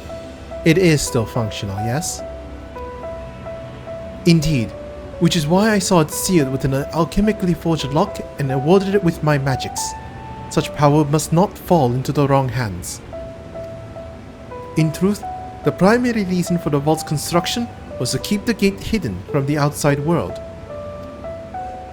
So much effort for such a little door. That little door you speak of leads to an abyss teeming with unspeakable horrors. That said, in its current state, it would admit only the lowliest of void scent, and from this side no man would be able to pass through. No man? I should think Galfino would fit, given a firm enough push. Physical size is only one consideration. The true restriction hinges upon the etheric density of the soul in transit. Oh, so us. Oh, no. And yet you succeeded in expanding this diminutive portal and sending your simulacrum to the 13th. Thanks to my brilliant alchemists, I should have destroyed the anomaly when I found it, but instead I bade them devise a means to control it. After much experimentation, they accomplished the impossible. A method was conceived by which my magics could manipulate the fissure and transform it into a serviceable gate. But the process has long since been forgotten. Once I had given up searching for Asdaya, there was no need to preserve such esoteric and dangerous knowledge. Thus the gate lay dormant for years uncounted. Our own passage to the 13th was made relatively simple thanks to the Crystal Tower. An ancient mechanism channeled the tower's vast stores of energy to open a void gate, one bound to a covenant made with a cloud of darkness. Once that sovereign entity was beaten back, however, the covenant was broken and the doorway severed from its connection to the void. Theoretically, it should be possible to reconnect the gate by forging a new pact with another voicent, but such deals usually end in betrayal and death. In any case, we should attempt to gain an understanding of the bounty gate. Mayhap you could resume the search for your sister. As I have already explained, I put those futile hopes to rest centuries ago. My place and my duty is here now. Ah, I had meant to ask, what prompted you to search for the vault in the first place?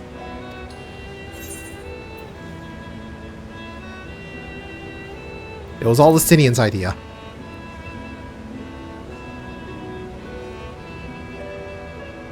As I recall, it was you who was chasing tales of undersea ruins.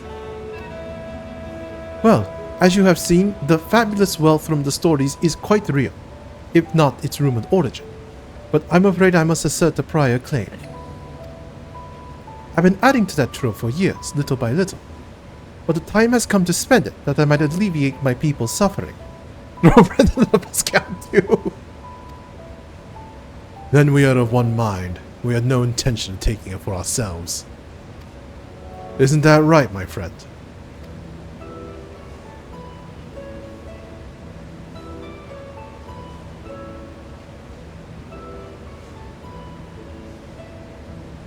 Your Excellency, Would you object if I were to conduct a closer examination of the gate? I will make no attempt to open it, of course. She's just going to open a new one. I owe you and yours a debt that can never be repaid. Whatever boon you ask of me, you shall have it. You are most gracious. I shall take full advantage of your permission. Would that I could join thee in thy study, but the Loperates will be anxious to receive my report. I beg my leave of you. And I must be off to Charlian as well. Mistress Cryle was eager to speak with you about that request, so please come back to the annex as soon as you're able. Farewell for now.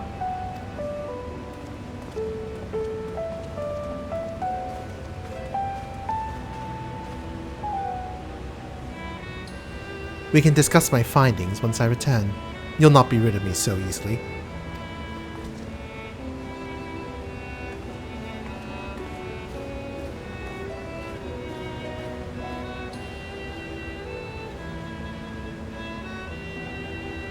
You may now undertake the Chronicles of a New Era quest series, Myths of the Realm. Speak with a fresh-faced student at the Baldasian Annex to accept the first quest. I'll do that later.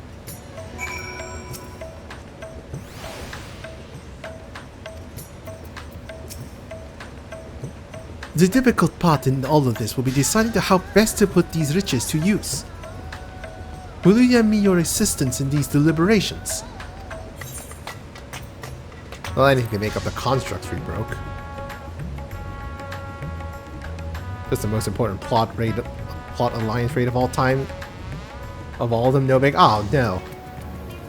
Oh, this is the one. Oh yeah, I think I might have heard through the grapevine of what the alliance rate entails. Involving the 12. I have it. Well, you'll get to find out, Kier. Whoa. And think of your employment as recompense. Serve me as guest advisors, and I will consider the broken constructs paid for in full. Green and I in this together. I will follow his example. Oh great, we're playing Fable 3. So what we have to do is we need to be horrible landlords to save everybody. Meanwhile, elsewhere. Unfortunately, Final Fantasy XIV is not good on letting you be a landlord. Okay, so everyone's gonna die, got it. Oof.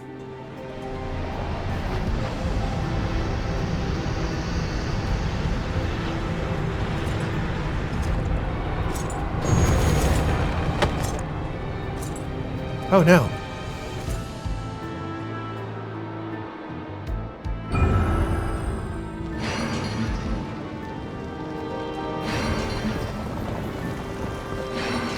That's our first act, right? I thought he was going up by diabolical 5%.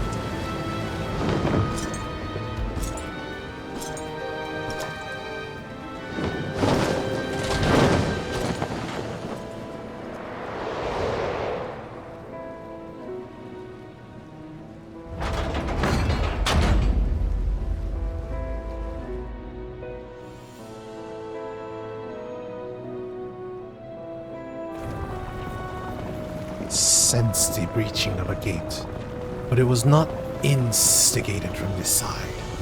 It was thrown open from the other.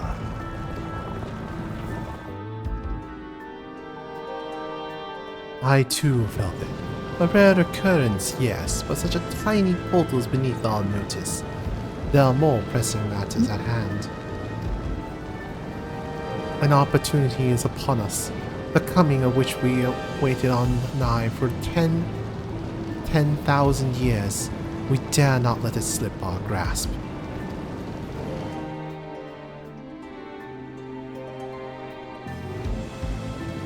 Yet we must not underestimate he who bested the cloud of darkness. Even restrained by a covenant, the cloud was no feeble wisp to be dispersed by some flesh and blood mortal.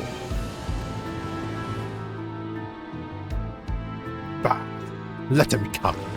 I will drown the world in this fleshling gasp for breath in his final moments.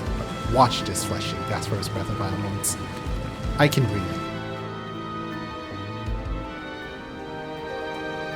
Your zeal is admirable, but forget not our cause. Think back on our struggles beneath the sunless sky. Remember why we cede not our will to fight.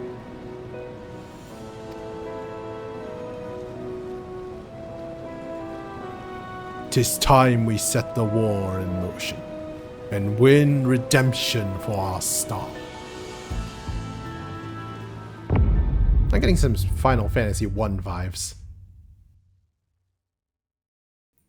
But we already fought Chaos in one of the raids.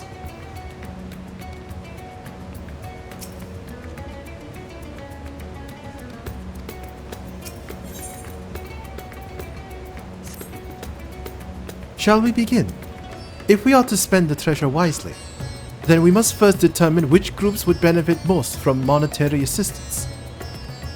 Some of my citizens may find it intimidating to speak with the satrap directly, so I would ask that you act in my stead. Green, you are to visit Akiali and Yedlimad. Speak with Matsya and his people and listen to their grievances. Estinian, I bid you do the same at Palakistan. I will be conducting my own inquiries at the Giant Skull grounds. Once you believe you have ascertained the needs of the populace, we can reconvene at the Megaduta.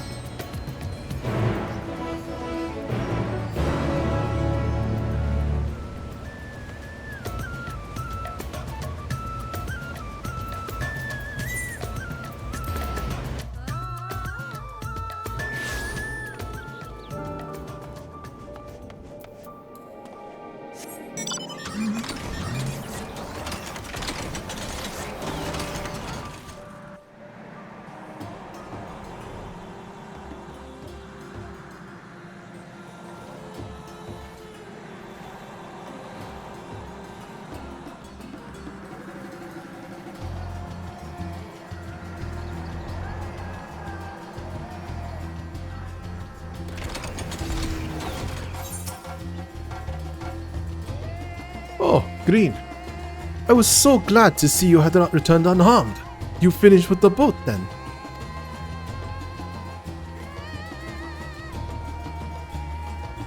Anything the village desperately needs? Well, I suppose Kalzal's loss hit us the hardest. I've been trying to find buyers for my fish, but although I sell a few here and there, it's so much more difficult than it was before. Everyone's still struggling to rebuild their lives. For now, we're just banding together as best we can.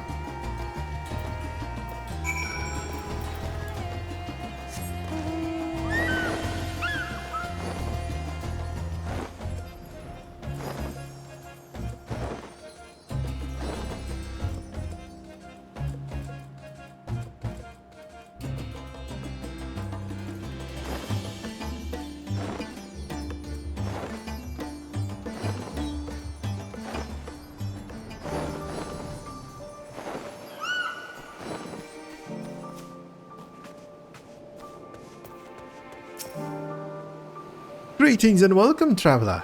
If this is your first visit to Thavna, then you must try my special Amra Lassi. Its refreshing zest cannot be beat. But what could such a wonder cost, you wonder? Normally I part with 3 bottles for a generous price of 19,800 gil. But for you, I'm willing to go as low as even 10,000. You'll be practically stealing from me. I am not Estinian. You still totally remember who that is. Hmm? Yes, he totally remembers people by name when he doesn't remember your face. Yep. Estinian? Who is this? Gah!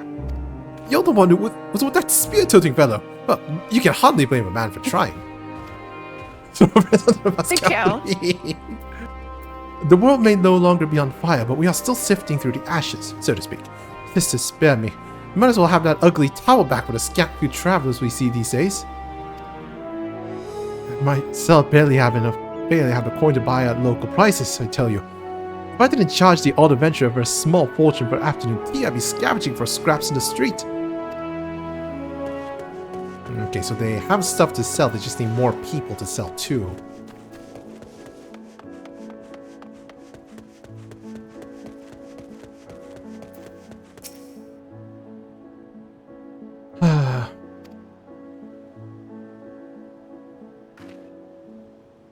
Our fare's support? Well, it's in shambles, isn't it?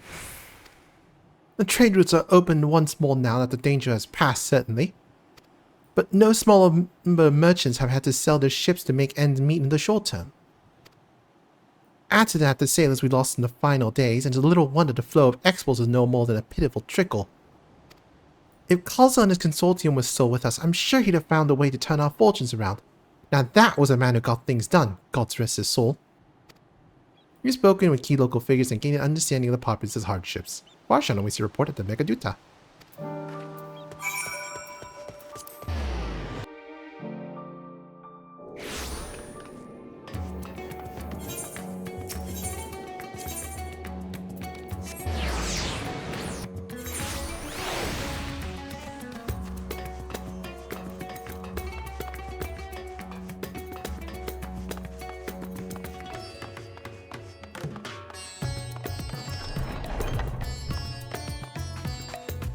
Whoops, I went past it.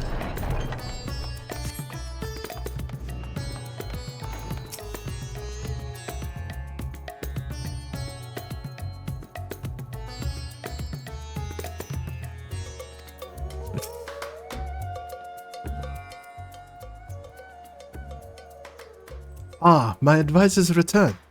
I've just made it back myself. Why do you retain this vast vessel now that your true form is known? You could have flown across the island in a fraction of the time. Be that as it may, the sight of a massive creature descending from the sky can be startling to say the least. And there are a few places I can enter comfortably without risk of flattening some cart or stall.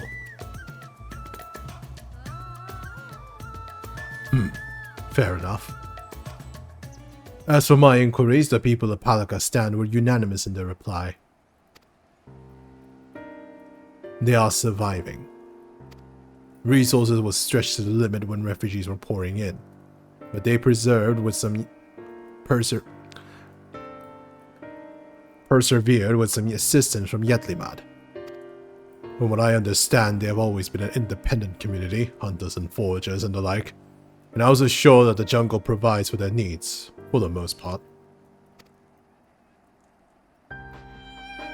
Palakistan has weathered the disaster better than most, it seems. I myself heard good news and bad. The quarrymen were cautiously optimistic, having just sold a full wagon of giant's gold to a foreign trader. But such visitors are few and far between. Compared to our best years, the weight of stone leaving Thavna has been light indeed.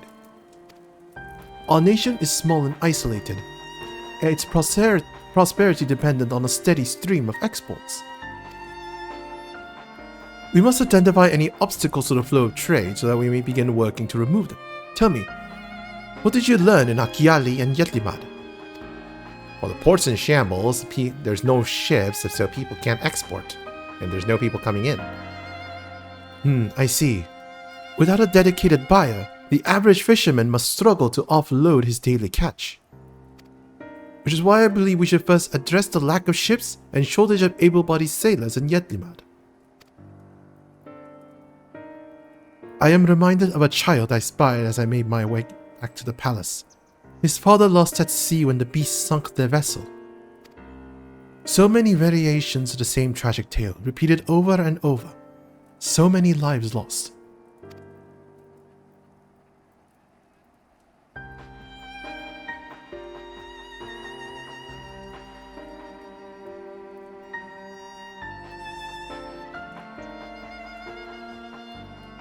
Enough grief to drown in if we let ourselves be overcome.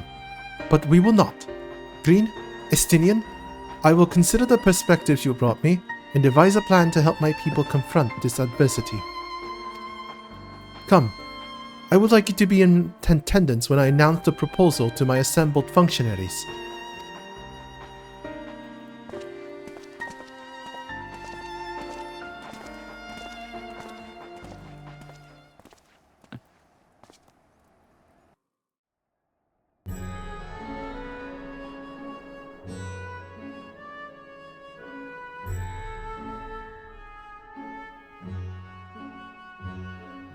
I thank you for your attendance. The riches the Radiant Host have retrieved were hoarded in Al-Zadal's name. A fortune I set aside for a future day of need. And lo, that day hath come. May it aid our wounded city in reclaiming its vibrancy and vigor. In better times, I would leave such a task to our capable Ahawan. God's rest his soul. Finding myself bereft of his counsel in the here and now, I will assume the responsibilities of mine office directly. Firstly, the treasure shall be sold for more convenient currency. Thence, invested into the trading port of Yedlamar. Our merchants must have their operations restored, their ships rebuilt. Commerce must flow once more. None were spared the tragedy of the final days. Of this, I am well aware. But an absence was created by the loss of Karazal's consortium. And by filling it, we provide new means for our fishermen, our artisans, and others to bring their wares to distant markets.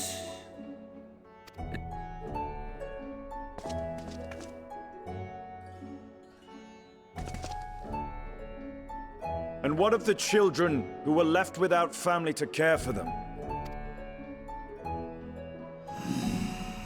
That is a concern which weigheth heavily upon my mind. A simple gift of coin will soon be exhausted, leaving these young souls adrift on the fringes of our society. Nay, a proper solution is needed, one which doth guarantee their welfare for years to come. Thou hast surely seen how other nations rise to meet this challenge, adventurer. What dost thou deem the wisest course?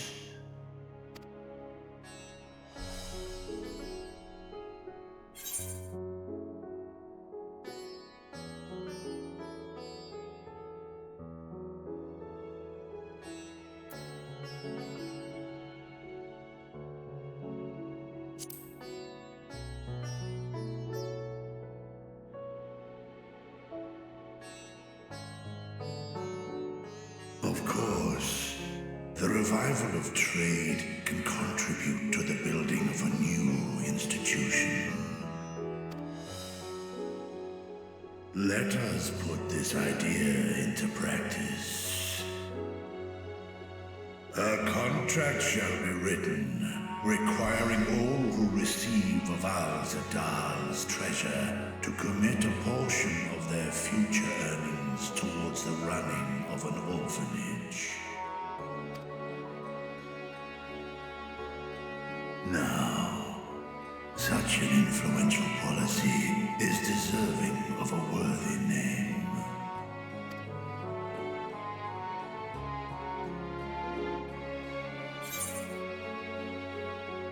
Something with Kalzal seems most appropriate.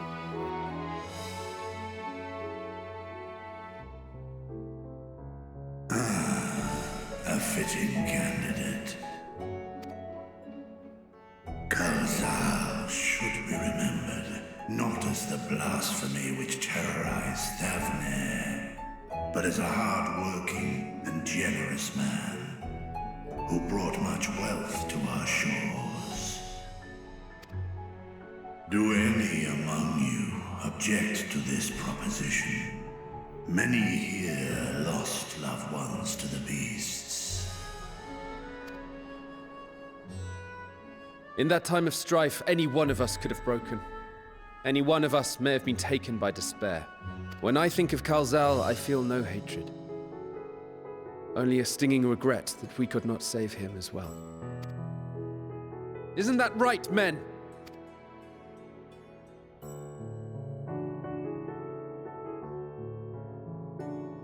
This bodes well for that boy. Mirad, was it? Perhaps he can cut ties with that shady peddler.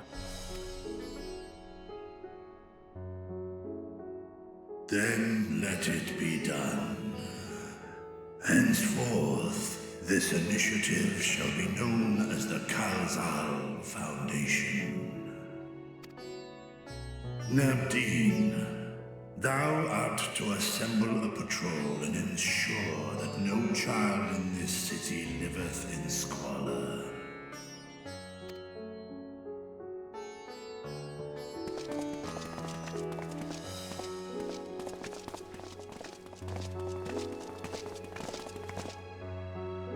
Clerks, see to the management of our funds and make haste.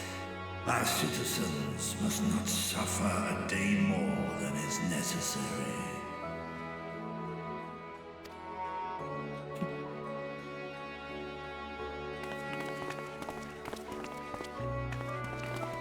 Dragon and man, side by side in pursuit of a brighter morrow. Reminded of Ishgard.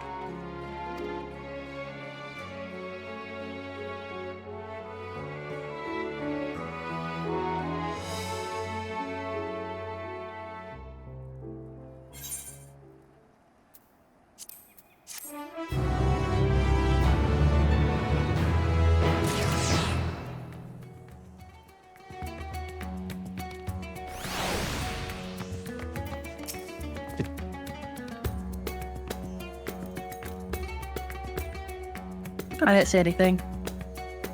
I thought she was saying something. Sorry, I don't know.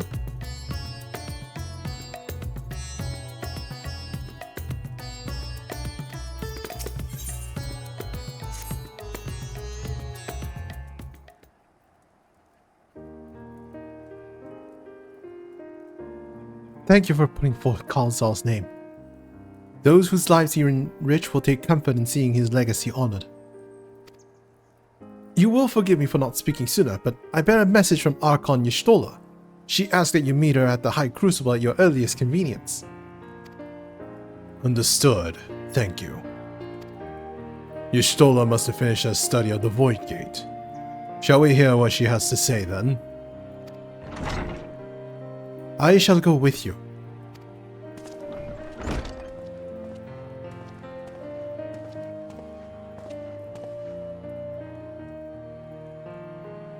I thought the satrap would be too busy setting up the foundation. My clerks have been the well-oiled cogs of this administration since before the Ahewan assumed the office. They will understand what needs to be done. And I am curious to learn about what conclusions your Archon has reached concerning the gate's unique construction. As you wish. Allow me to lead the way, Your Excellency.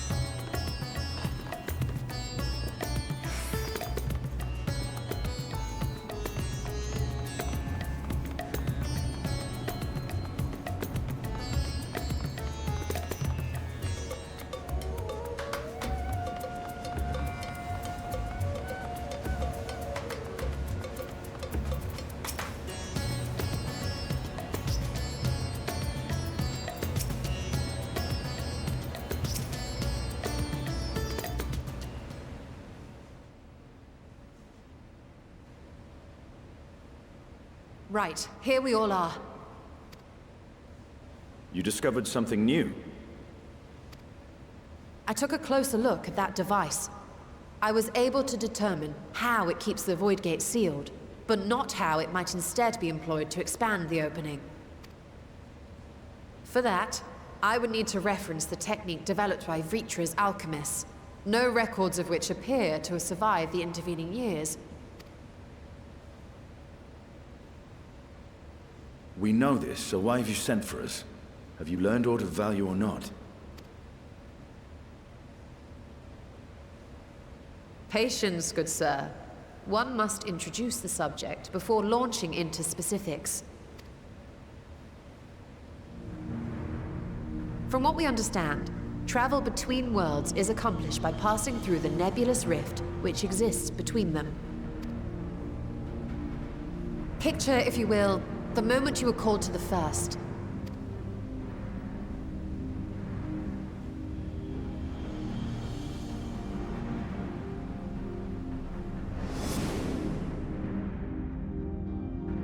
You touched a focus of some kind to help the Exarch pinpoint your location. His summoning spell then channeled the energies of the Crystal Tower to begin your journey to his world.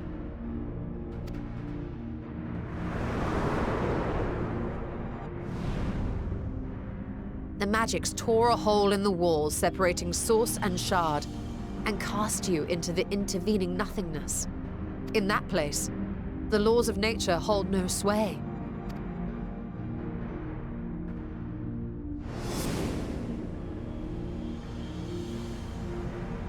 Yet even through this realm of temporal and spatial instability, you were borne safely to your destination in the first. The feat that guided you across such an unimaginable distance, both physical and metaphorical, was nothing short of a miracle.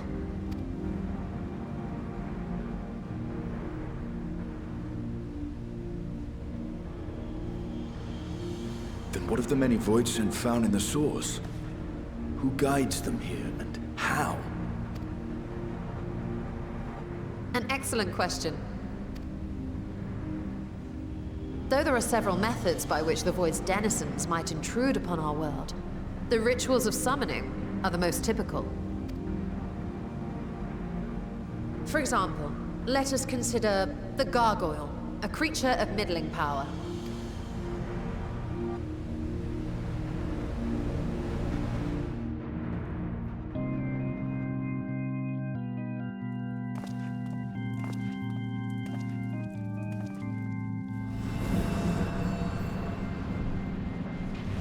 To call upon such an entity, the prospective summoner must force open a void gate.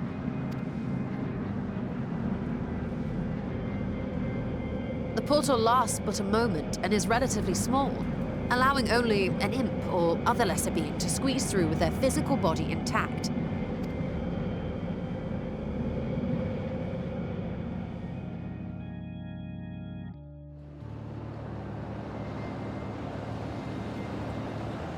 Our more powerful gargoyle, however, is too large for that. Creating a gate big enough for him would require vast amounts of energy, far beyond the reserves of any one mortal practitioner.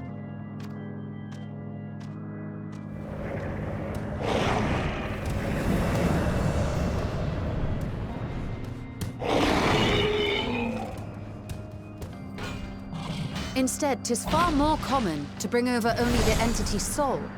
We had a taste of that ourselves when a certain Exarch dragged us to the first.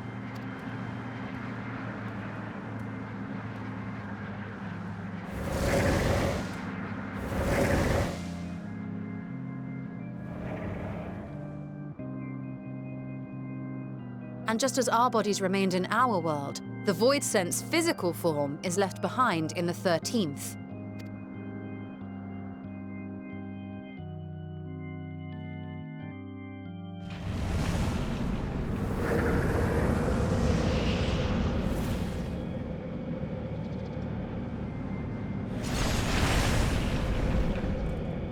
Once at its destination, the summoned soul is granted a temporary shell to inhabit.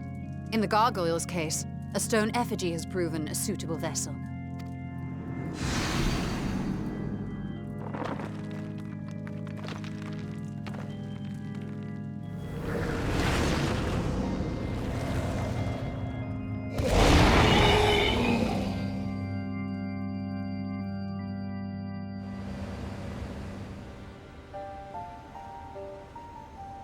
Wait. You said that Voidsent must be called here deliberately by someone in the source, reeled in like a fisherman with his catch. Exactly. For a being to navigate the chaos of the rift, with or without form, there must needs be a guiding agent on the other side.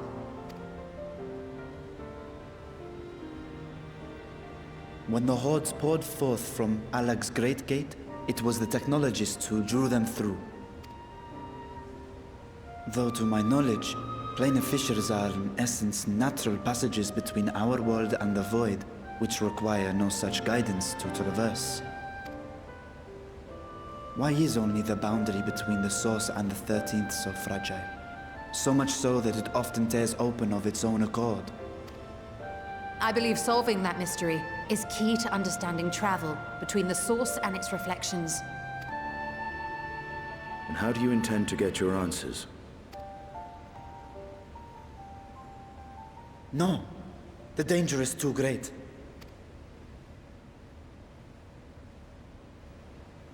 Perhaps. But what some call danger, others think of as adventure. Were you not listening to my tale? Never mind that the means to expand the gate has been lost to the ages. Even could you force the portal wide enough, you would be greeted by an army of murderous horrors the very instant you step through. I assure you I was most attentive, and I agree that to go alone would be certain death. But if I were to bring along one who has already braved the 13th, and humbled the Cloud of Darkness, well, I imagine my chances would be much improved.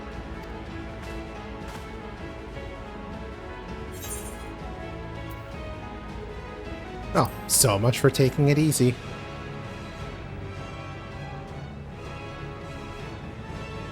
Since when were you one for the quiet life? I think Ishtola just threw me under the bus. Once again, I put my life in your ever-reliable But this hands. is the crap we always do. That's true. That said, as much as I would like to march straight back to the Void Gate, there is the small matter of being unable to open it without the Satrap's personal authority.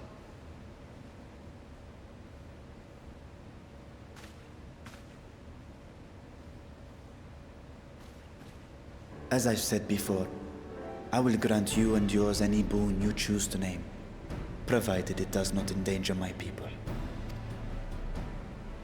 You have my word that we will take every precaution. Not a single Voidsent will be allowed to threaten Radzat Han, assuming we manage to expand the portal in the first place. You have a plan. Actually, I had hoped you might help us with that. I presume the alchemists you retained supplied you with some explanation of their methodology. That they did. House Daemir was overseeing the project.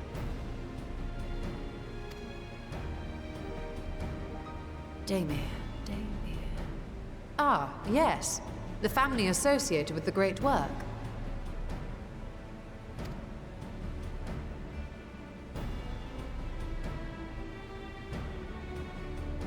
I did not fully comprehend the theory, but their research began with a Voidsent which had slipped through the fissure. After a thorough examination, they created an arcane simulacrum possessed of similar qualities. A man-made Voidsent, if you will. It was apparently indispensable in their efforts to enlarge the gate. A man-made Voidsent?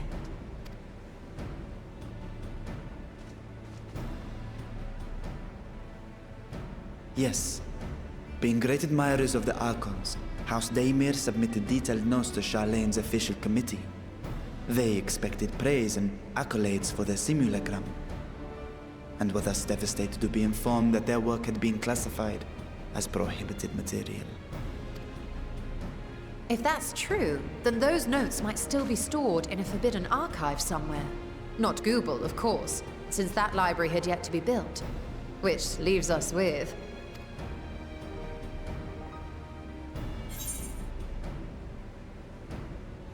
With Graha's favorite place to sneak around.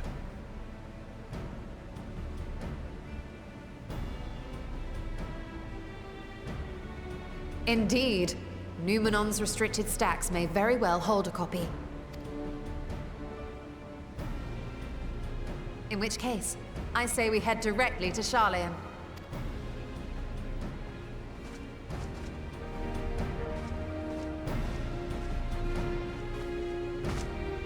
Unless you anticipate needing help to reach the high shelves, I see myself being of little use.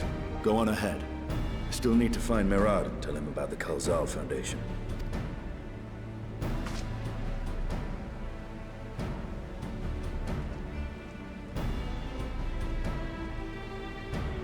Let us be on our way as well.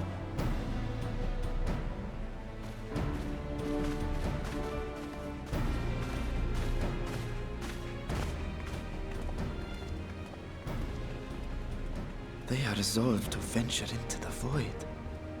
Do I sit idly by?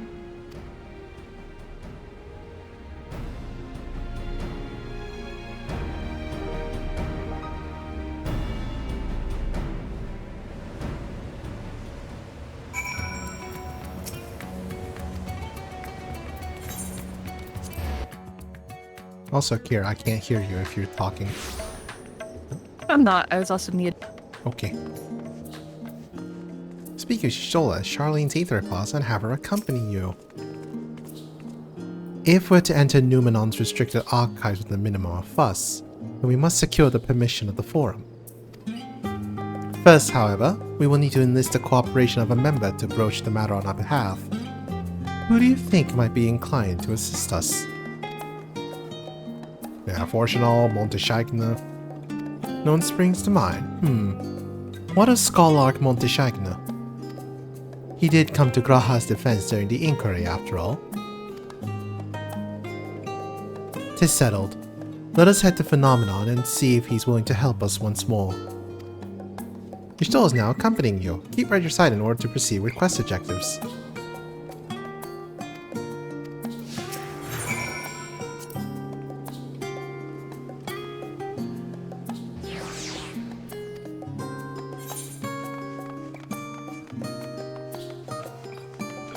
Okay, there's no conversation, extra conversation on the way. Another? Yeah, there's But it's one literally on the way. Yeah, there's one on the front of the door. Yeah. But we can just That's extra teleport here. conversation. Yeah, but I could just teleport here. Oh, I didn't know you could teleport while still being followed.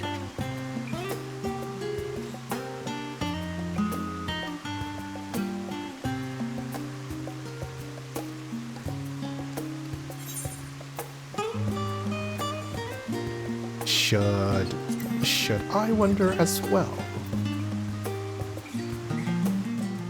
I wonder what the other option says.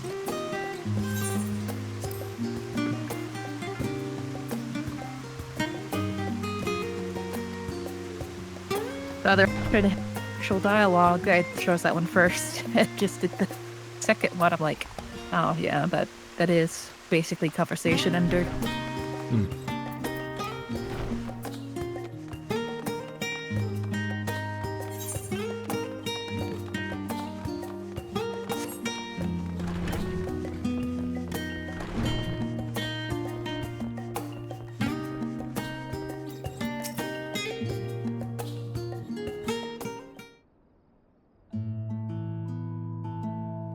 Ah, visitors! And quite esteemed ones at that. What may I do for you? Pray forgive the intrusion, Scholark, but we were hoping you might help us secure permission to enter Numenon's restricted archives. Oh, no furtive forays into the stacks this time, eh?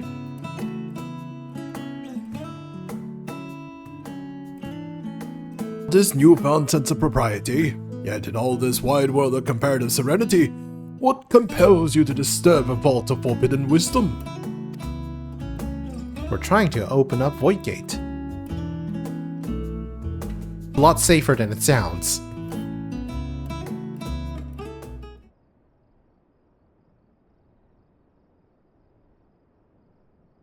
Fascinating. I had no idea such a technique existed. I would have been surprised if you had. If my assumption is correct, the research left behind by House Daemir has lain dormant in Sharleon's archives for many centuries.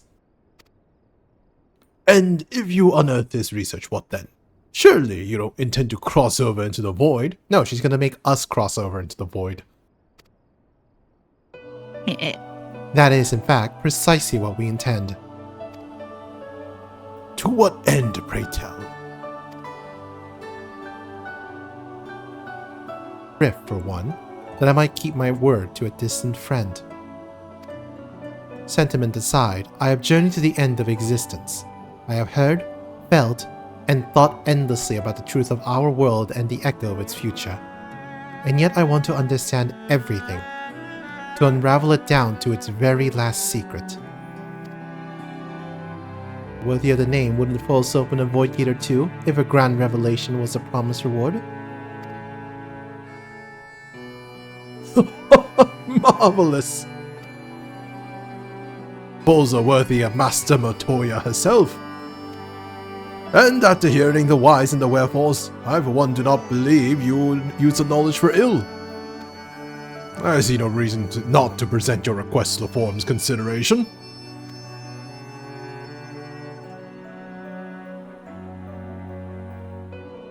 Although, your petition would be better received if you also had the support of another well-placed acquaintance. Fortunault? It's gonna be Fortunault. Why, Master Fortunault, of course! He can hardly ignore an earnest request from his dear children's most treasured comrades. I was hesitant to approach him directly, but there is no denying that having Master Fortunault on our side would tip the balance in our favor. Very well. You will pay a visit to the Leveilleur estate and plead our case. One last thing before you go. I would consider it a personal favor if you might share with me the discoveries you make in the void. My appetite for knowledge is every bit as insatiable as yours, Hidewitcher, so if you could see a way to indulging an old man's curiosity. Of course, Scarlock.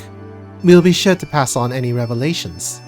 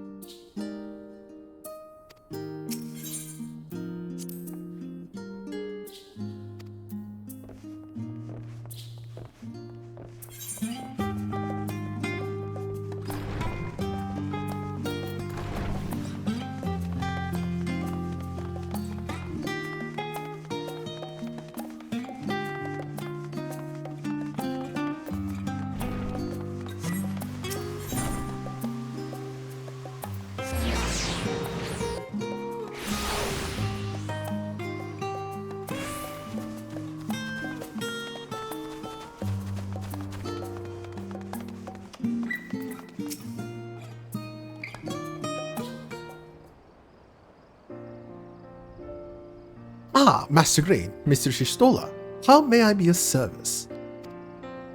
We come to speak with Master Fortunault. Is he home by any chance? Yes, the Master is in residence. I shall inform him that he has guests.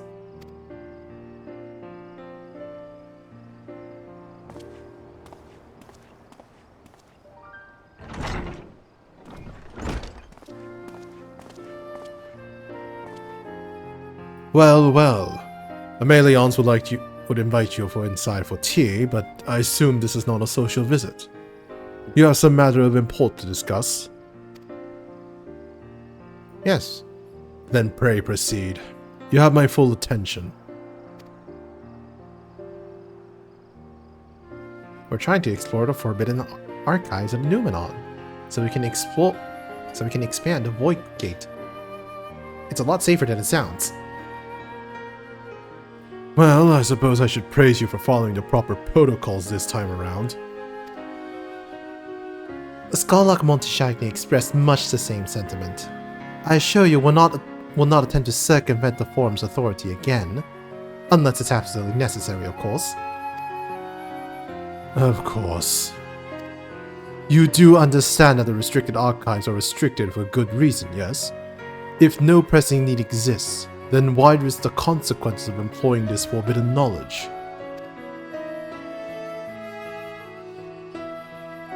For a brother who misses his sister, she was his guardian and his friend, a selfless hero who crossed the rift between worlds to save her homeland from horror and suffering.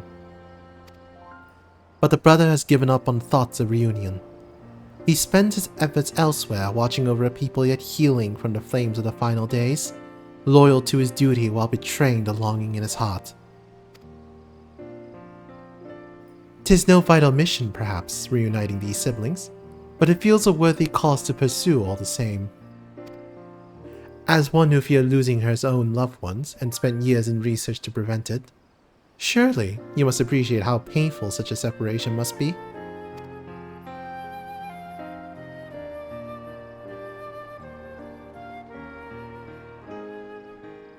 Reflections are still very much a mystery to us. Offering to share your experiences in the first should constitute a fair exchange for our cooperation.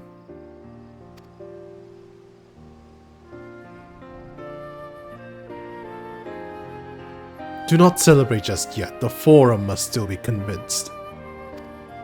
I will add your request to the list of today's deliberations and deliver the decision to you at the Baldasian Annex.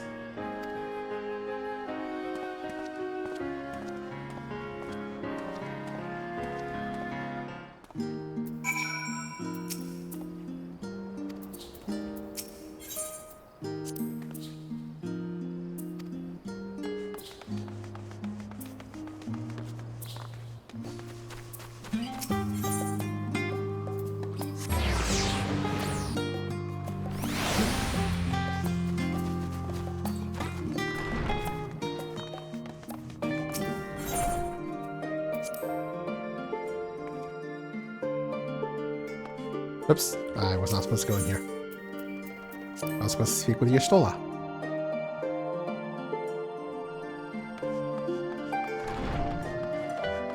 And going in there made me separate from Y'shtola. Great. Oof.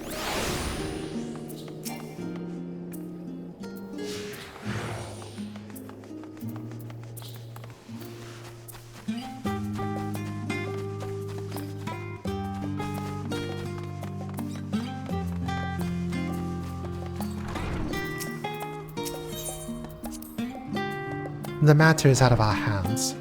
All that remains is a return to the annex and await one of the forms. Oh, we have to actually go inside and talk. Okay. Oh, here. I missed this. How did I miss that?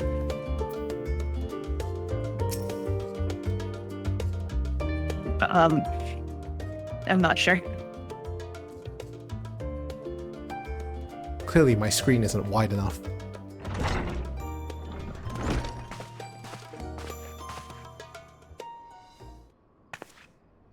So, what did the Forum decide? To put it bluntly, Master Matoya has burned some bridges here in Sharlayan and salted the earth for good measure. When it became clear that a student was the petitioner in question, well, no few members voiced their discontent. Then the chamber was reminded, in no uncertain terms I might add, of the incredible debt we owe to you and your companions.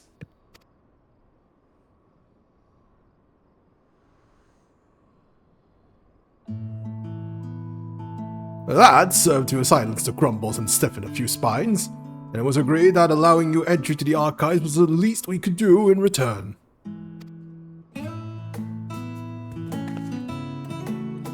Is wonderful news. Thank you both for speaking on our behalf.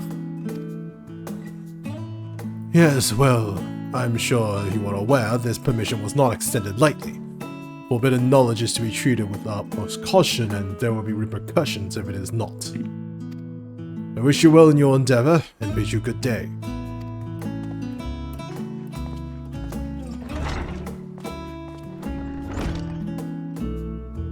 Ever the same, that one. Uncompromising? Aye.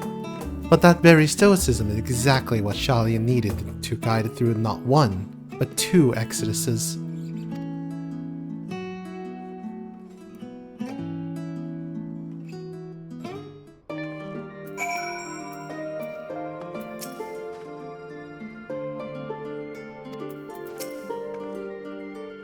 That went rather well, I think.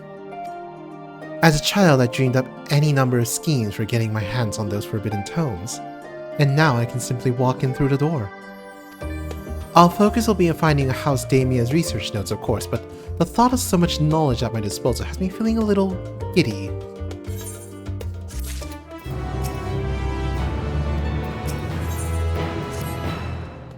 You'll be heading directly to the archives from here, I presume? You presume correctly. And you'll want to speak with the index page when you arrive. It's been instructed to grant you access to the restricted section. Excellent. Oops, missed that. Once again, we thank you for all your help. Oh, it was my pleasure, believe me. May you find the knowledge you seek.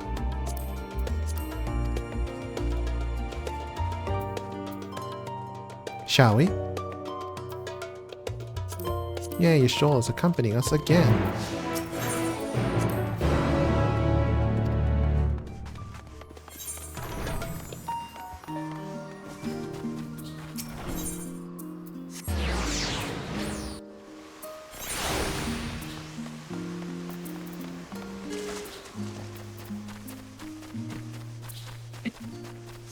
What's up? What? I thought you were laughing at something. No, I didn't say anything. No.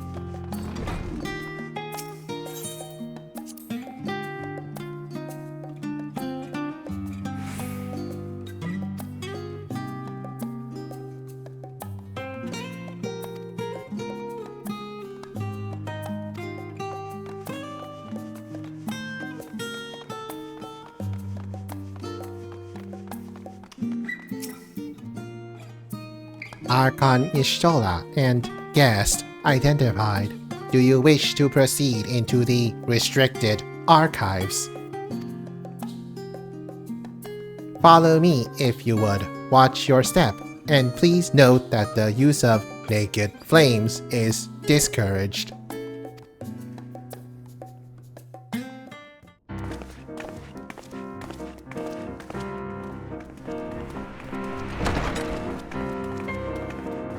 Who the hell stacks books like that?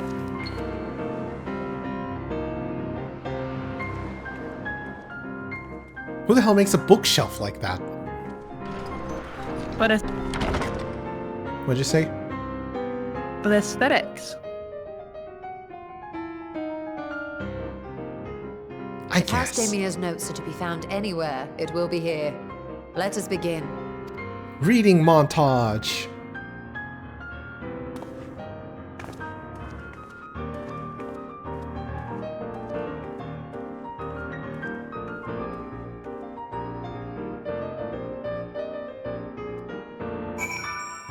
Oh no, just running around and reading.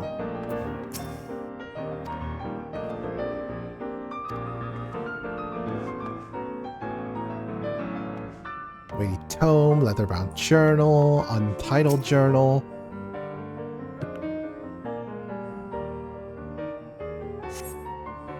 Today, in a world not my own, I met the most beautiful void-born creature. She was so unlike her ravenous brethren. Eyes blazing not with hunger, but trembling like a candle's flame threatening to flicker out at any moment. Under she is even the proper word. Such distinctions seem inconsequential, insignificant even. All that matters is the love I feel for am I reading an erotic novel? Your attempt to read more does not seem to be the volume you are seeking. So, what makes it forbidden is the question. Oh no. Weighty tome. In the year 1564 of the 6th Astral Era, the Amalja summoned Ifrit, their patron god. Accounts describe the being as a gigantic lizard-like being with a potent command of fire-aspected magics. If we consider that primal summoning is an act fueled by faith and prayer, it is unsurprising, if not expected, that the resulting deiform entity would manifest the appearance and powers with which it is attributed by its worshippers. What then might emerge from the Aether should one who believes in an almighty omniscience attempt the same ritual? Would the scholar himself grace us with his presence, or some other embodiment of divine sagacity? Could this man-made god truly be all-knowing? If it were, whence would such knowledge arise? I myself have many questions concerning the nature of the ancient world. With no spell to transport me back to the days of old, could I instead summon a being possessed of encyclopedic wisdom of every age? Yet with no means to verify its pronouncements, how could one be certain they are true? Though your mind spins to the possibilities discussed therein, this does not seem to be the volume you are seeking.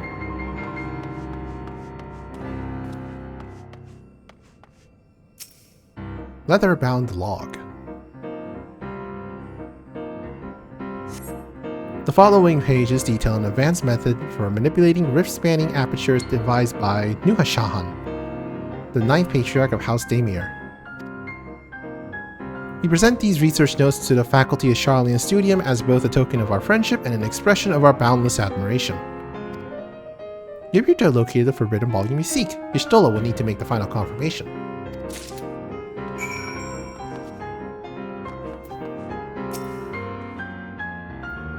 Have something you'd like to show me, do you? My apologies, I flipped open but a single book and was completely absorbed by the contents. Epiphanies of House Daimir, a forbidden research log detailing an advanced method for manipulating rift-spanning apertures as devised by Nuhashan, the 9th Patriarch of House Daimir.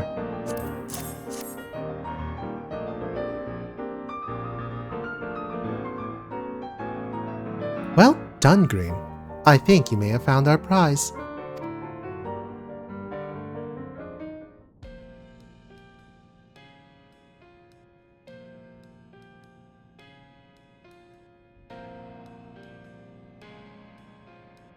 Yes, the ether signature is unmistakable. I've felt the traces of House Daimir's resonance many times at the Great Work. Time to see what all the fuss was about.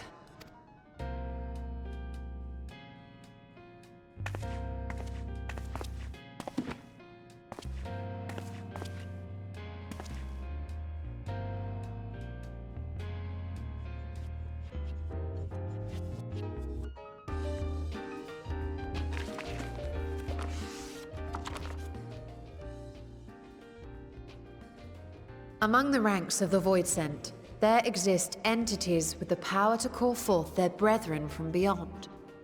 The species known as Atomos, however, is uniquely prodigious in this regard. From its distended maw, it can expel an endless procession of void-born creatures. A talent which sorely tested the Radiant Host in its battles against these abominations. What? That time I didn't Surmising hear that the Peter in the entity background. itself I was don't know what he acting said as though. a void gate, we endeavored to capture a small specimen and subsequently examine its physiological structure. Our findings revealed that the Atomos had absorbed a planar fissure into its own flesh, which it could expand at will into a functioning gate.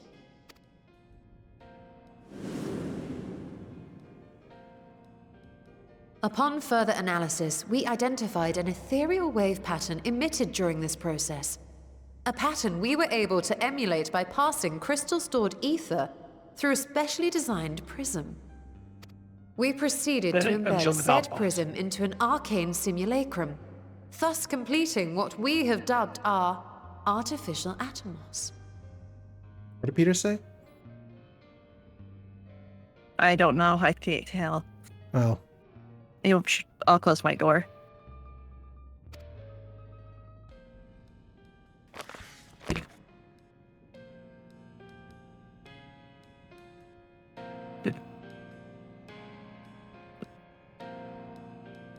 How could I have been so blind to the possibilities?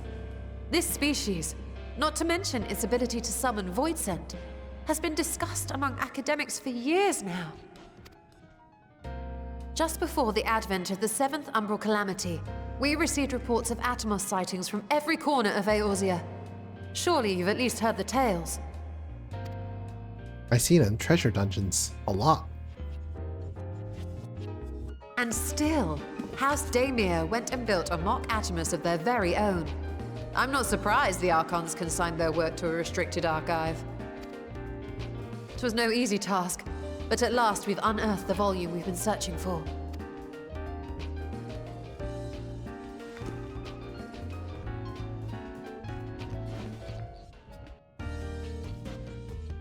I'd be lying if I said I wasn't tempted to stay longer. See what other forbidden titles might be lurking on these shelves? Ah, but that would be abusing the very special privilege we've been granted now, wouldn't it? Better not.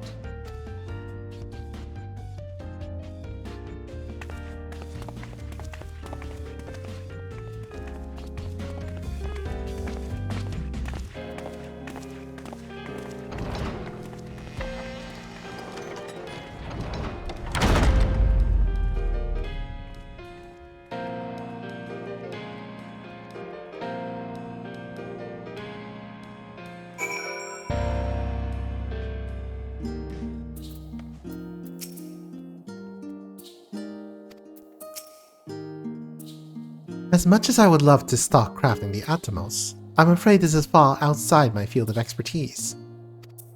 Fortunately, we know a Hanish alchemist who would be delighted to involve herself in our House Demir project. Our business here is concluded for the moment. Please pass on our regards to the forum. Your message will be conveyed. Should you wish to indulge in more forbidden literature, I will be here. Patron mode disabled. Security mode engaged. If anyone can help us, Nidhana can. I say we return to Thapnir and look for her at the great work.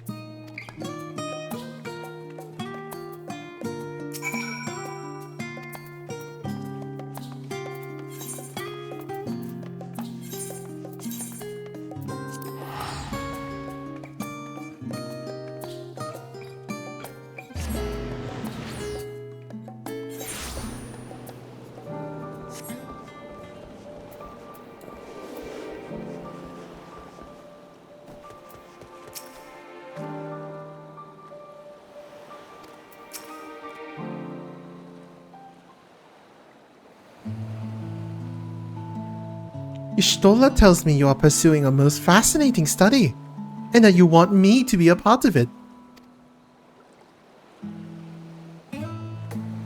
I have no doubt you will be interested. This research log should speak for itself. Read it now. By the sisters, this is the mark of House Damia. I never even knew such a work existed. Few should. It was sequestered in Numenon's restricted archives, after all. It was, but that means every word within is forbidden knowledge. A forbidden tome filled with forbidden research, and you put it right into my unsuspecting hand. I can hardly wait to read it.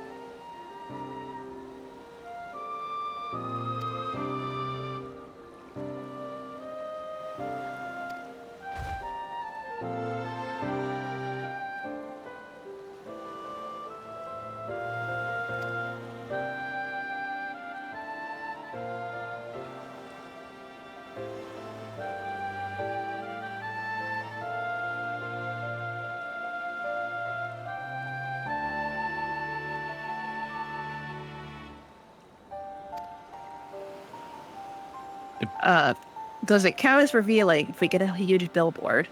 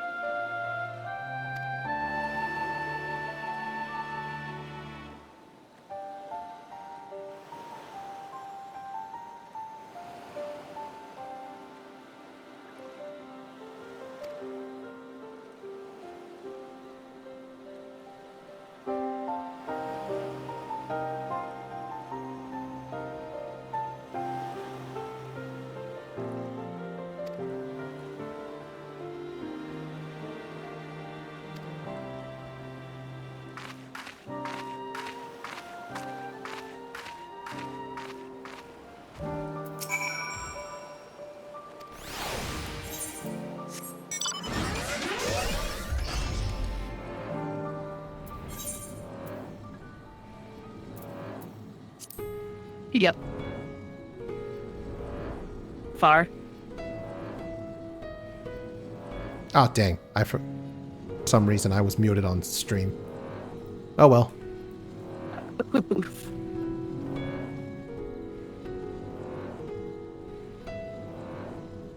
I really should unbind that push to mute button.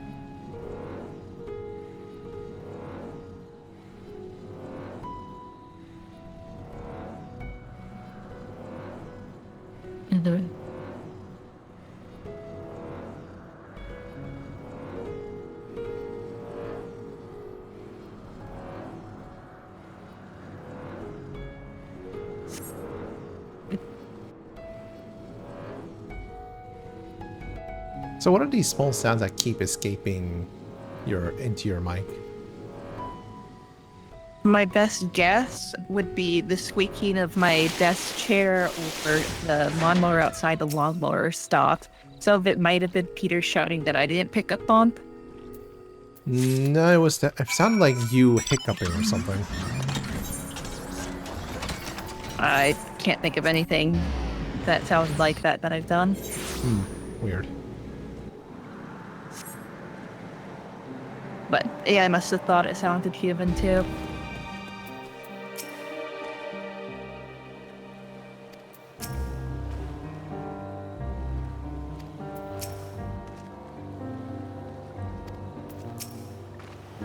Do you have that flask for me? Astral expected water. A flask filled with astrally infused water scooped from a strangely specific point in the depths of the font of Maya.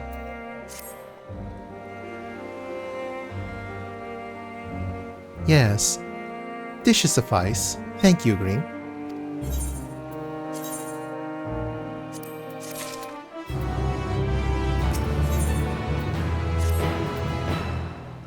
Look who I came across. Estinian seemed in need of a diversion, and we, in turn, may have need of his lands. Right then. Now that our little party is assembled, let us make our way to the ruins. Will we have need of Matsuya's boat again? Not this time. Once Y'shtola informed me of our destination, I arranged for a vessel to be made ready at Kakyali. Your Excellency is ever the gracious host. Shall we?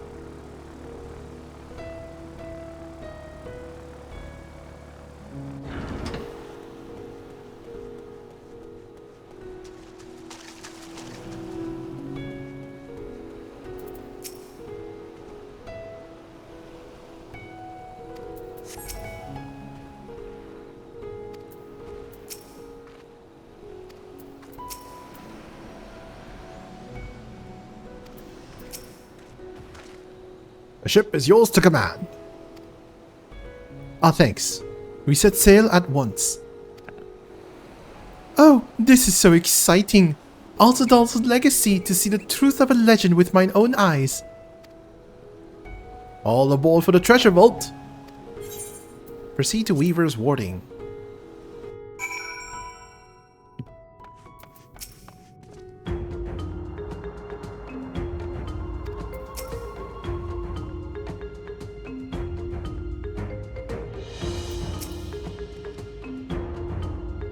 Oh no. In the short, Estinian killed more constructs off screen.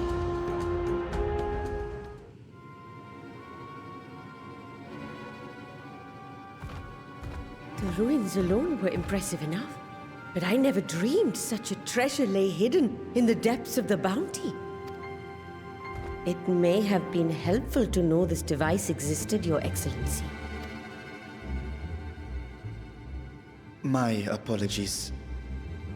The gate was a secret I shared with none but my closest advisors. I feared for what might happen should those with ill intentions learn of its existence.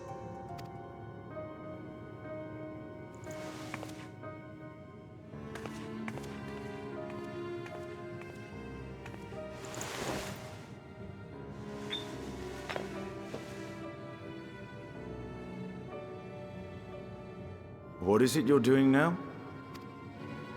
There's something I wish to verify. The NOAA reports claim that a short stint into the void carries little risk of etheric imbalance. Should one suffer an injury, however, or if one's expedition drags on longer than intended, that risk becomes significantly greater. Graha theorized that a warding scale would confer protection from the void's corrupting influence. But I would prefer to test that hypothesis before we set foot in the 13th ourselves. So, this is an experiment of sorts? Yes, an experiment. Tell me, how would you go about testing the efficacy of the warding scale?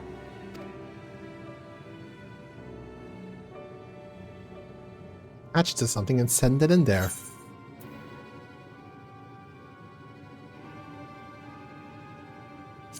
Maybe send a familiar? Very good. I see you've been paying attention. As Vritra sent his simulacrum, so too shall we rely on a familiar to bear the brunt of any unpleasant consequences.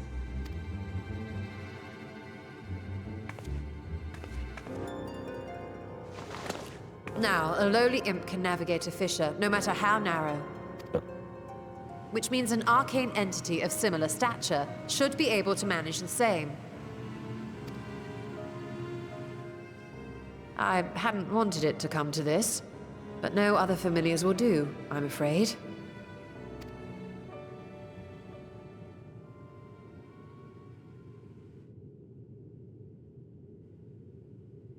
I mislike the sound of that. What manner of fiend does she mean to summon? From ocean rise and cloudbank form, from mountain spring and rainfall storm, from river flow and life be born.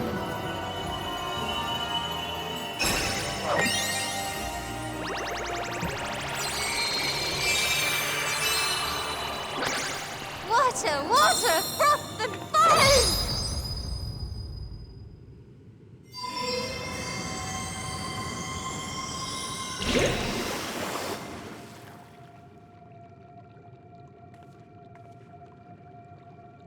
Ready your arms. I fear she's been possessed. Oh, come now. That was adorable. Magical girl Y'shtola. Oh, it's Nixie.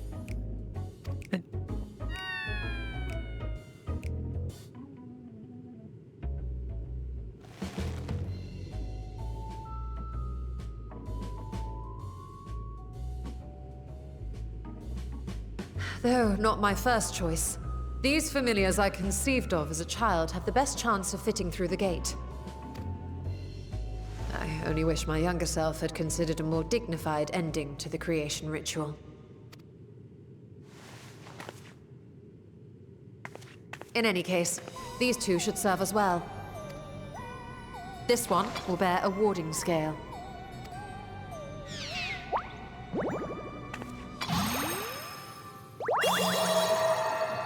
And when they return from the 13th, we can observe how the talisman, or absence thereof, has affected the progress of the Void's corruption. If I could impose upon you to open the gate. Your Excellency?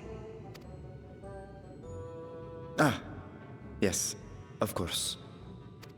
She even left the dragon speechless. We should also be wary of void scent slipping through while we conduct our experiment. Estinian, you are to keep Nidana safe from harm. As you say. You had best be on your guard as well.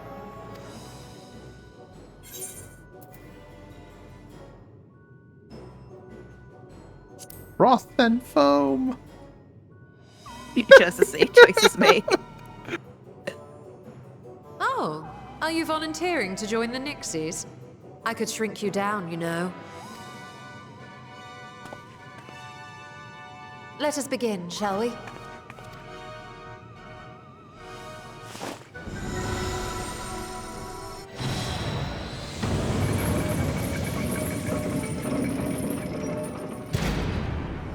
Nixies, into the void.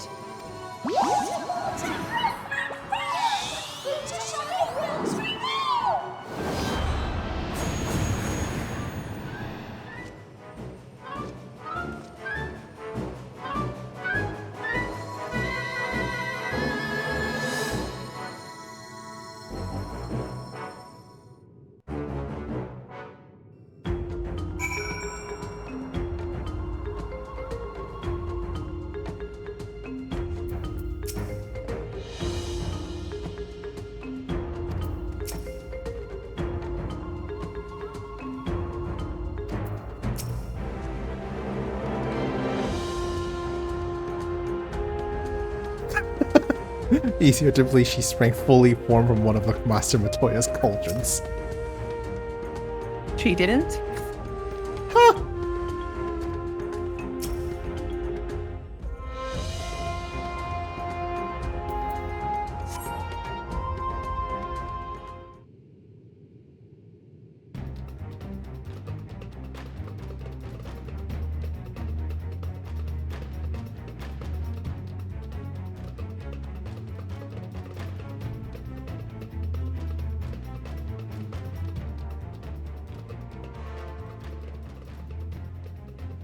I think we've waited long enough. Nixies, return to my side.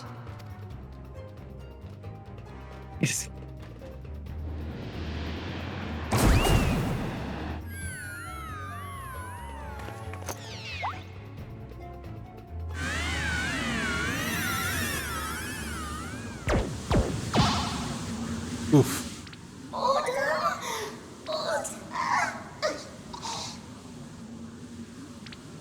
I don't think the control group's doing too well, Y'shtola.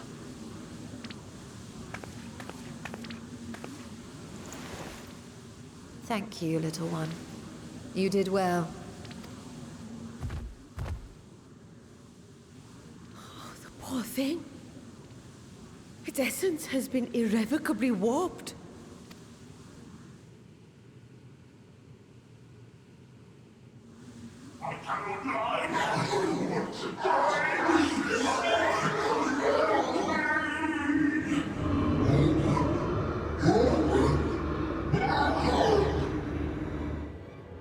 We're out of time. I must reseal the void gate.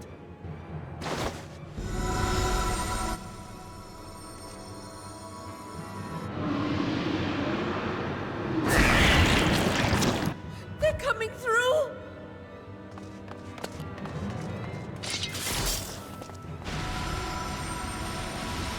In the name of Alzadal III, I bar this door unto the void.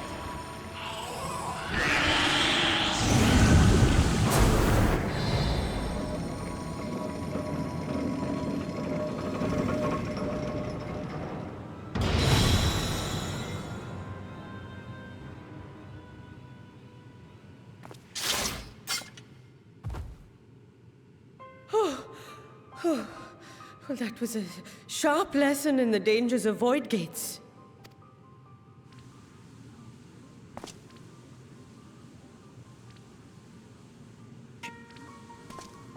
And what of our experiment? I'd say the results speak for themselves.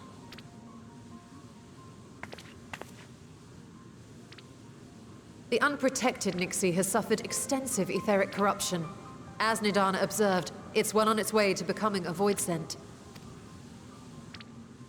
The one merged with the talisman, however, appears unaffected. I sense no changes to its equilibrium. Rest now, little ones.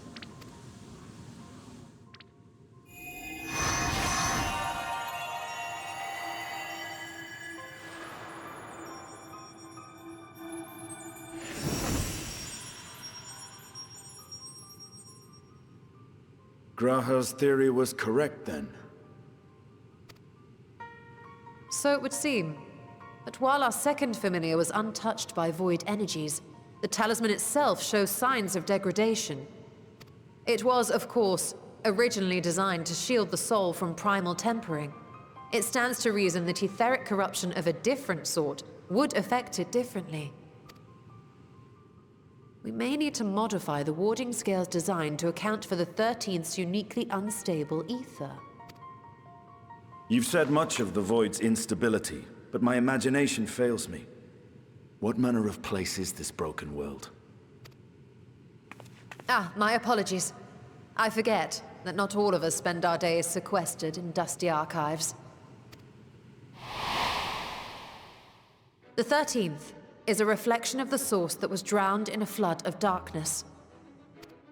In Emmett Selk's own words, this tragedy was a result of the Ascians' attempts to force a rejoining. They erred in their haste, and made of that world a useless void. You remember Una Kalhai, the unusual child we met during our troubles with the Warring Triad. He explained the fate of the 13th thus. The champions of that ill-fated world used the stone known as Auracite to contain the power of primals. But those self-same heroes were gradually corrupted by the Auracite's bleeding energies, transforming into fiends with an endless hunger for ether. By the time anyone thought to oppose them, Light's strength had grown too feeble, and the balance of the 13th tipped into eternal darkness. It was Elidibus, as I recall, who rescued Unakalhai's spirit from his final battlefield. But I wonder if there were others whom the emissary saved from oblivion.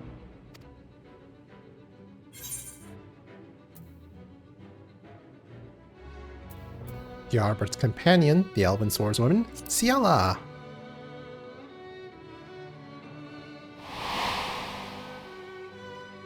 Silva? The adventurer who traveled with the Warriors of Light?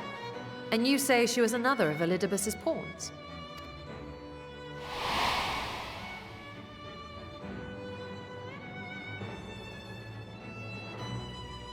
I see. So Ciela, or rather Silva, was beguiled by the same dreams of heroism as Una Kalhai. And what of your own experience? Will you tell us of what you observed during Noah's expedition?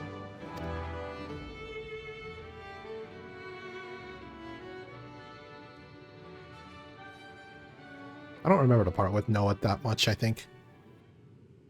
Yeah, me neither. I can picture it now. The sunless, Stygian expanse, infested with legions of ether-starved monstrosities. A void in every sense of the word. Unless if they're talking about the time we went into the world of darkness. What you have described in such It might lurid be that. detail is exactly why I hesitate to encourage you.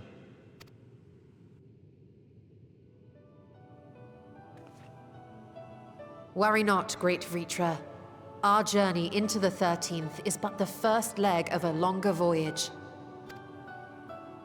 A voyage that shall lead us to other reflections, to new mysteries and discoveries. And I mean to be there every step of the way.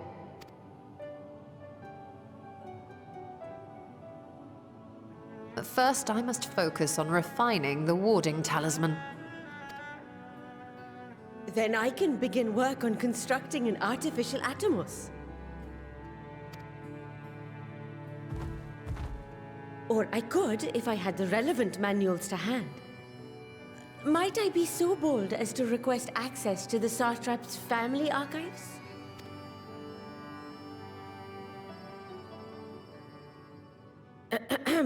Your Excellency?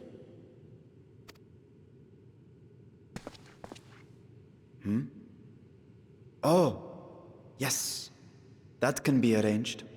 I will speak to my officials upon our return.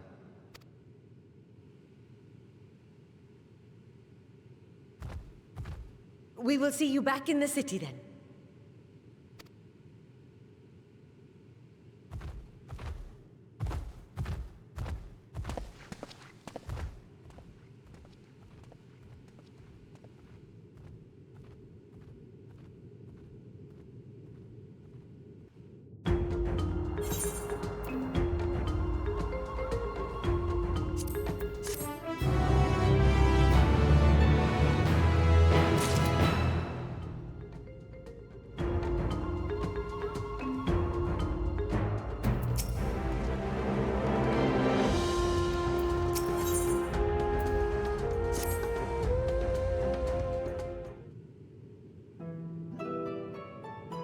Once Nirhana succeeds in replicating the mock Atomos, this door to the 13th will be ours to open. Will you be crossing the threshold alongside us? I realize this is more my endeavor than yours.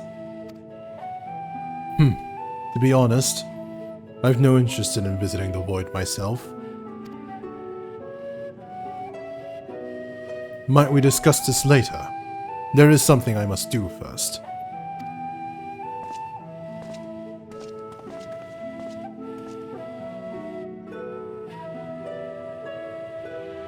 Why I need to, sorry.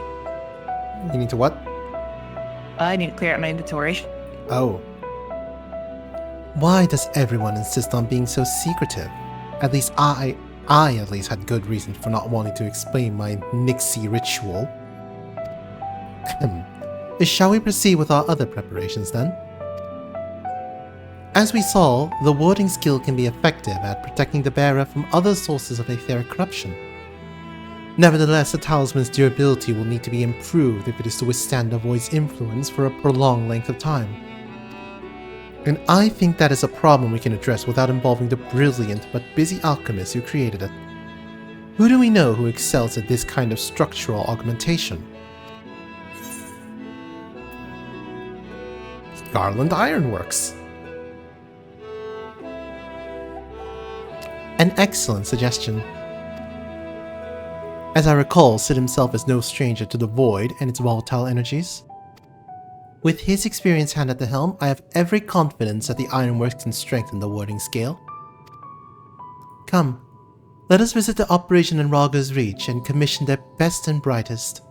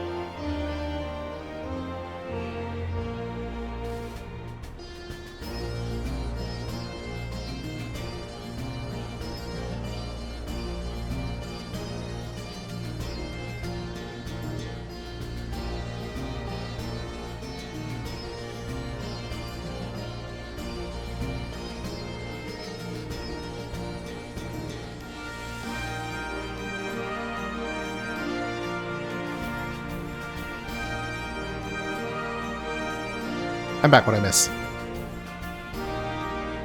Like, just I'm doing inventory management right now. I'll catch up. Okay.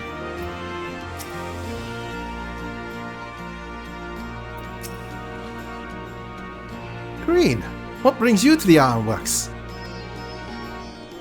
We have a commission for you and your president, actually, assuming he's available. Master Sid, certainly. I'll see if he has a moment free.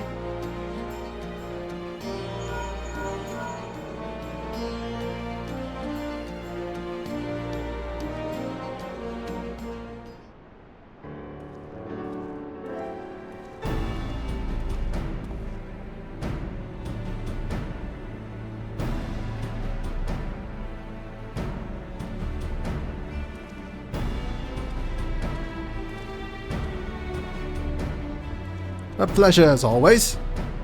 I hear you have a job for us.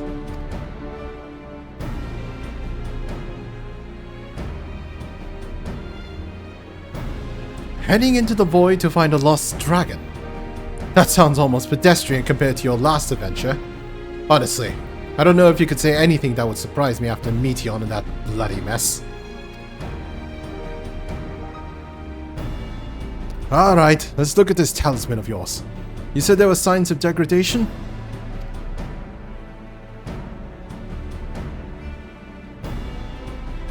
It seems some manner of corrosion has set around the scratch on its surface, much as the void's corruption seeps into Nero through its wounds. In which case, the best bet may be to simply prevent the skill from being damaged in the first place. And how might we achieve that? We have a coating agent for strengthening trinkets and the like, but I'd be wary of applying any compound which might upset the scale's delicate chemical balance. Boss able to dress it in armor.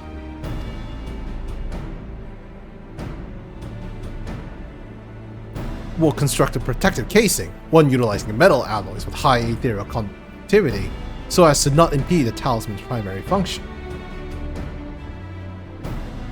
A suit of armor, as you said. Nero has compiled data on the 13, so I'll have him pitch in with the design, just to be sure. They've only had one such an ordeal to convince him to follow our safety protocols. I swear I never had such a reckless employee. In any case, we may need some time to untangle the particulars. Understandable. We know how busy your schedule is, and the final result will doubtless be worth the wait. Ha! The hard part will be ducking Jessie in a constant barrage of demands while we sneak about doing the fun stuff. We'll see what we can do.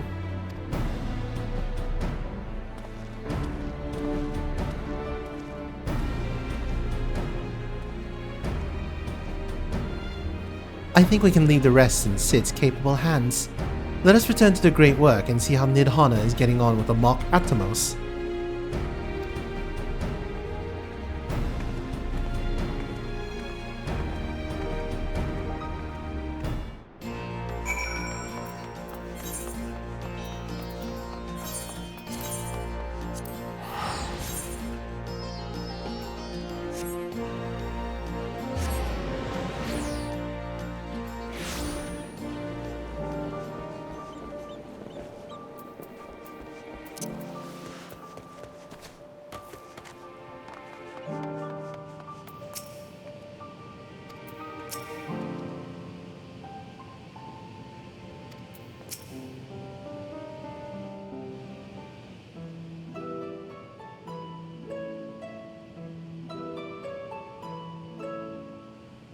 Hey, Stola!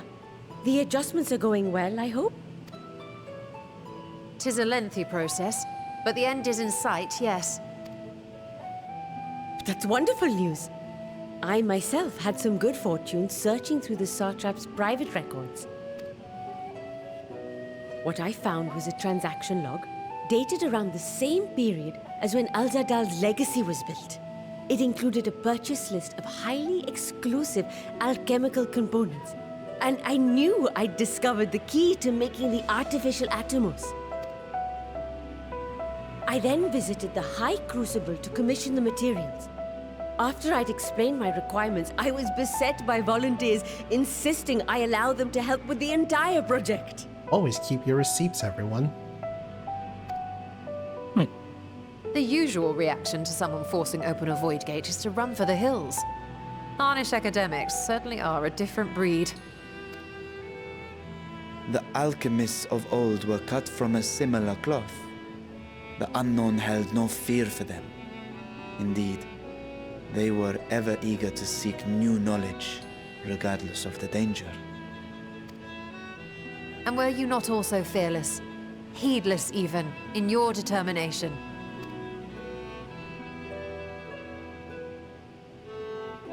My sire entered his dormancy before I was hatched. And so it was Ashdaya who kept my eggs safe and warm. It created a bond between us. Even long after I learned to fend for myself, I rarely strayed from her side. She was my guardian, my sister, my dear companion. And not a single day passes that I do not mourn her absence. No matter how deep the darkness, I would not surrender my search. I promised myself the time would come when we would once more take to the skies together. But I am satrap now. The Radiant Host is here to serve, Your Excellency. Nabdeen, what is this about? Celestinian told us of your predicament. For centuries you have protected Rads at Han, never showing your true self, hiding behind a curtain and living only in service to the people. Your dedication meant more to us than your deceit, and so did we accept you as our rightful ruler. After all that you have sacrificed for this nation, did you imagine we would begrudge you your heart's desire? We survived the final days. We are a strong and proud people.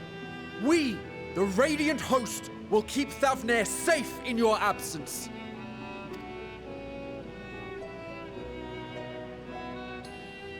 I am grateful for your loyalty and for your encouragement. And yet... Now you listen to me, Varshan!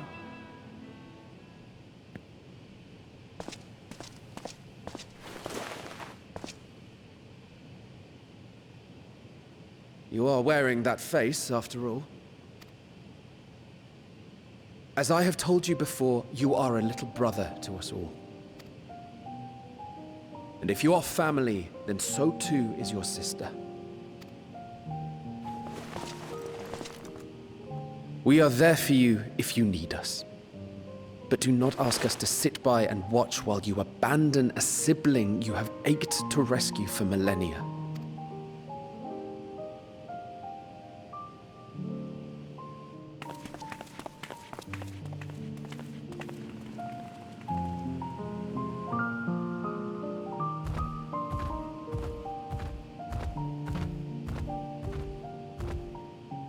We will succeed in opening the way. It is only a matter of time. All you need do is prepare to step through to the other side.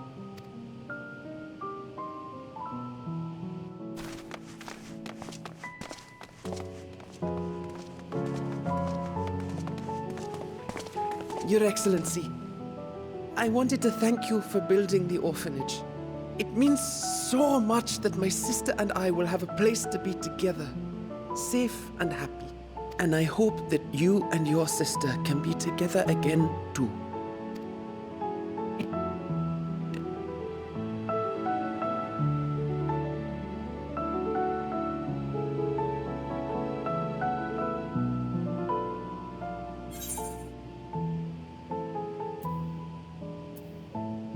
Protect them well, you must take heart.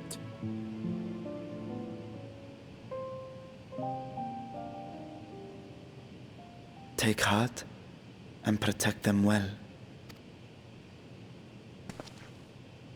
Such were the words I once said to you. And here I stand, failing to live up to them. If my heart is torn, I am fit to protect neither Ashdaya nor Radzatan.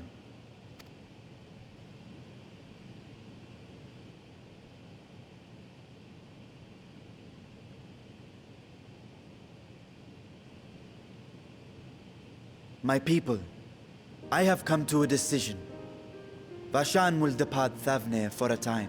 My dragon self will remain in the palace, but only to conduct the satrap's most essential duties. While I am focused on controlling this vessel, there may be matters that escape my attention. What's up? What's happening? Oh. I rely on you, my trusted friends, to watch over one another. I thought you had made dialogue in responding to that. Oh, no. I heard something in from you, so I thought you were asking me something. I'm so, if it's not clear, it's probably not me. I apologize. Take care, Okay. and fair fortune, little brother. Many tears would be shed should you come to harm. I would not dare make you cry.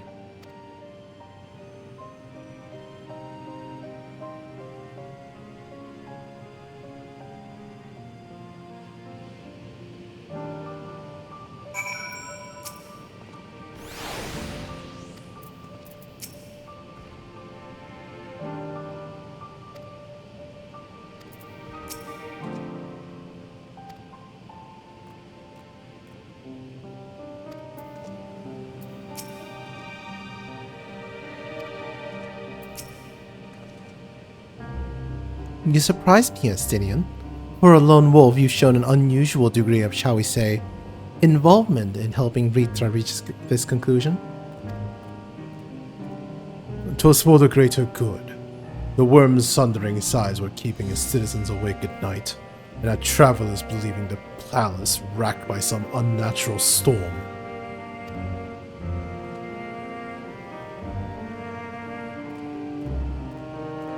What of your own answer, then? You seem disinclined to venture into the void. When I was one with Nidhogg, his vengeful thoughts were my thoughts. His endless rage my rage. And the soul-chilling grief he nursed for Ratatoska's death.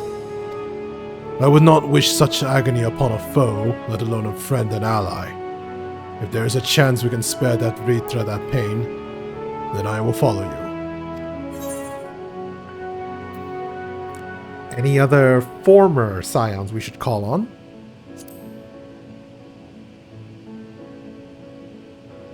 I'd rather not bother our comrades with aught less than a dire threat to the star. We four should be sufficient for our purpose. Now, on to specifics. Unlike the first, where the flood of light was halted before its devastation was complete, the 13th had been utterly subsumed by darkness. My plan, as such, is to explore the void in stages, withdrawing to safety after each brief foray. It would be more convenient if we had some manner of base camp nearer to the gate itself. One of the palace chambers should serve. Come, let us reconvene outside Megaduta.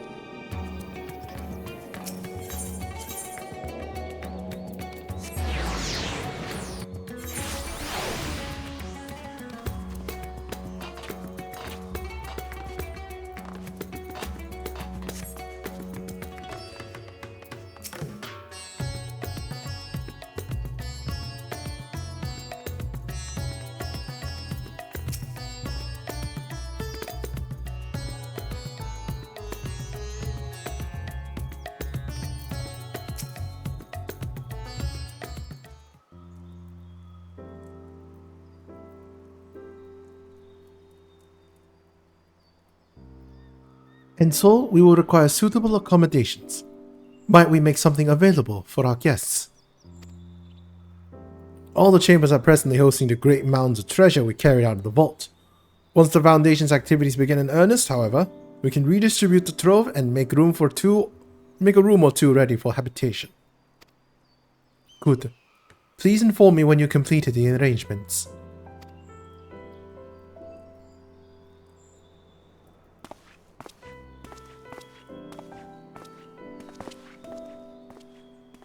As you heard, we will have you settled in Megaduta in due time. As ever, you are most gracious, Your Excellency. You risk yourselves to aid me in my search for Asdaya. Providing comfortable quarters is the least I can do. I only wish we knew more about our destination. The gods only know how long our explorations might possibly take, or what our chances of success might possibly be. Succeed or fail, I am grateful to you for convincing me to make the attempt.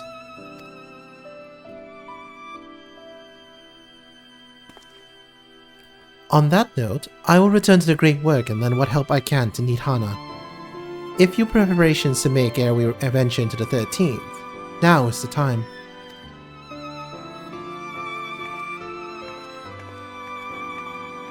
All I need is my armor and my lance. Perhaps I'll train with the Radiant Host to pass the time before we depart.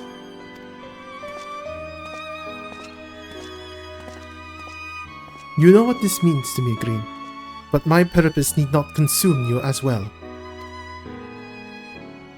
We are headed to another world. Find what joy you can in the experience, for you are a traveler, an adventurer at heart. This I know.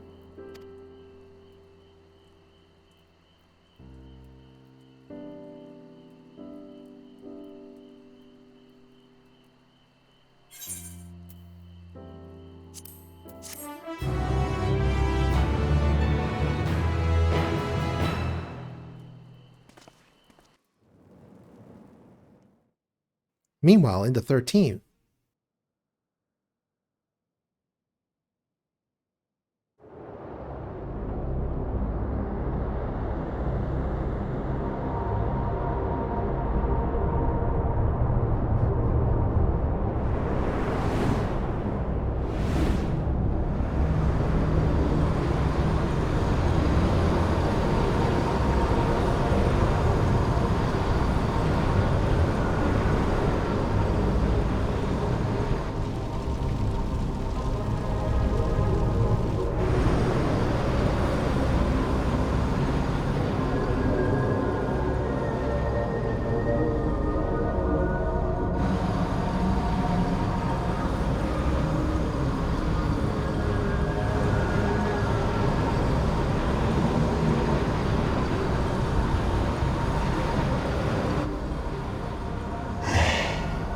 Thus I am returned.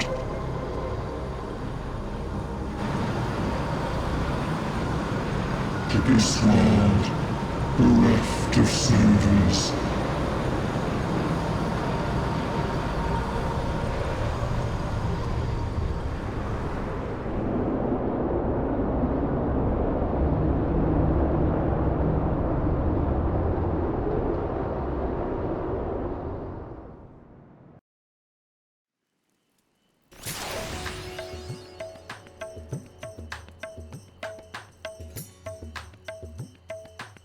huh.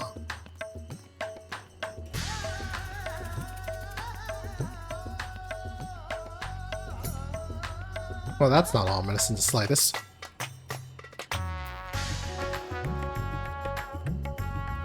You think that's a good place to call it quits for the night, or should we try to go on further?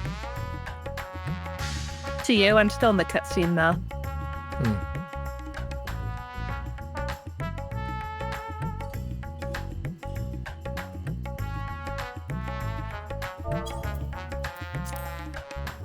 I mean, the achievement reads we did finish the patch, so that is probably a good place to stop then. Okay. Thanks for everyone for dropping by. Thanks for watching.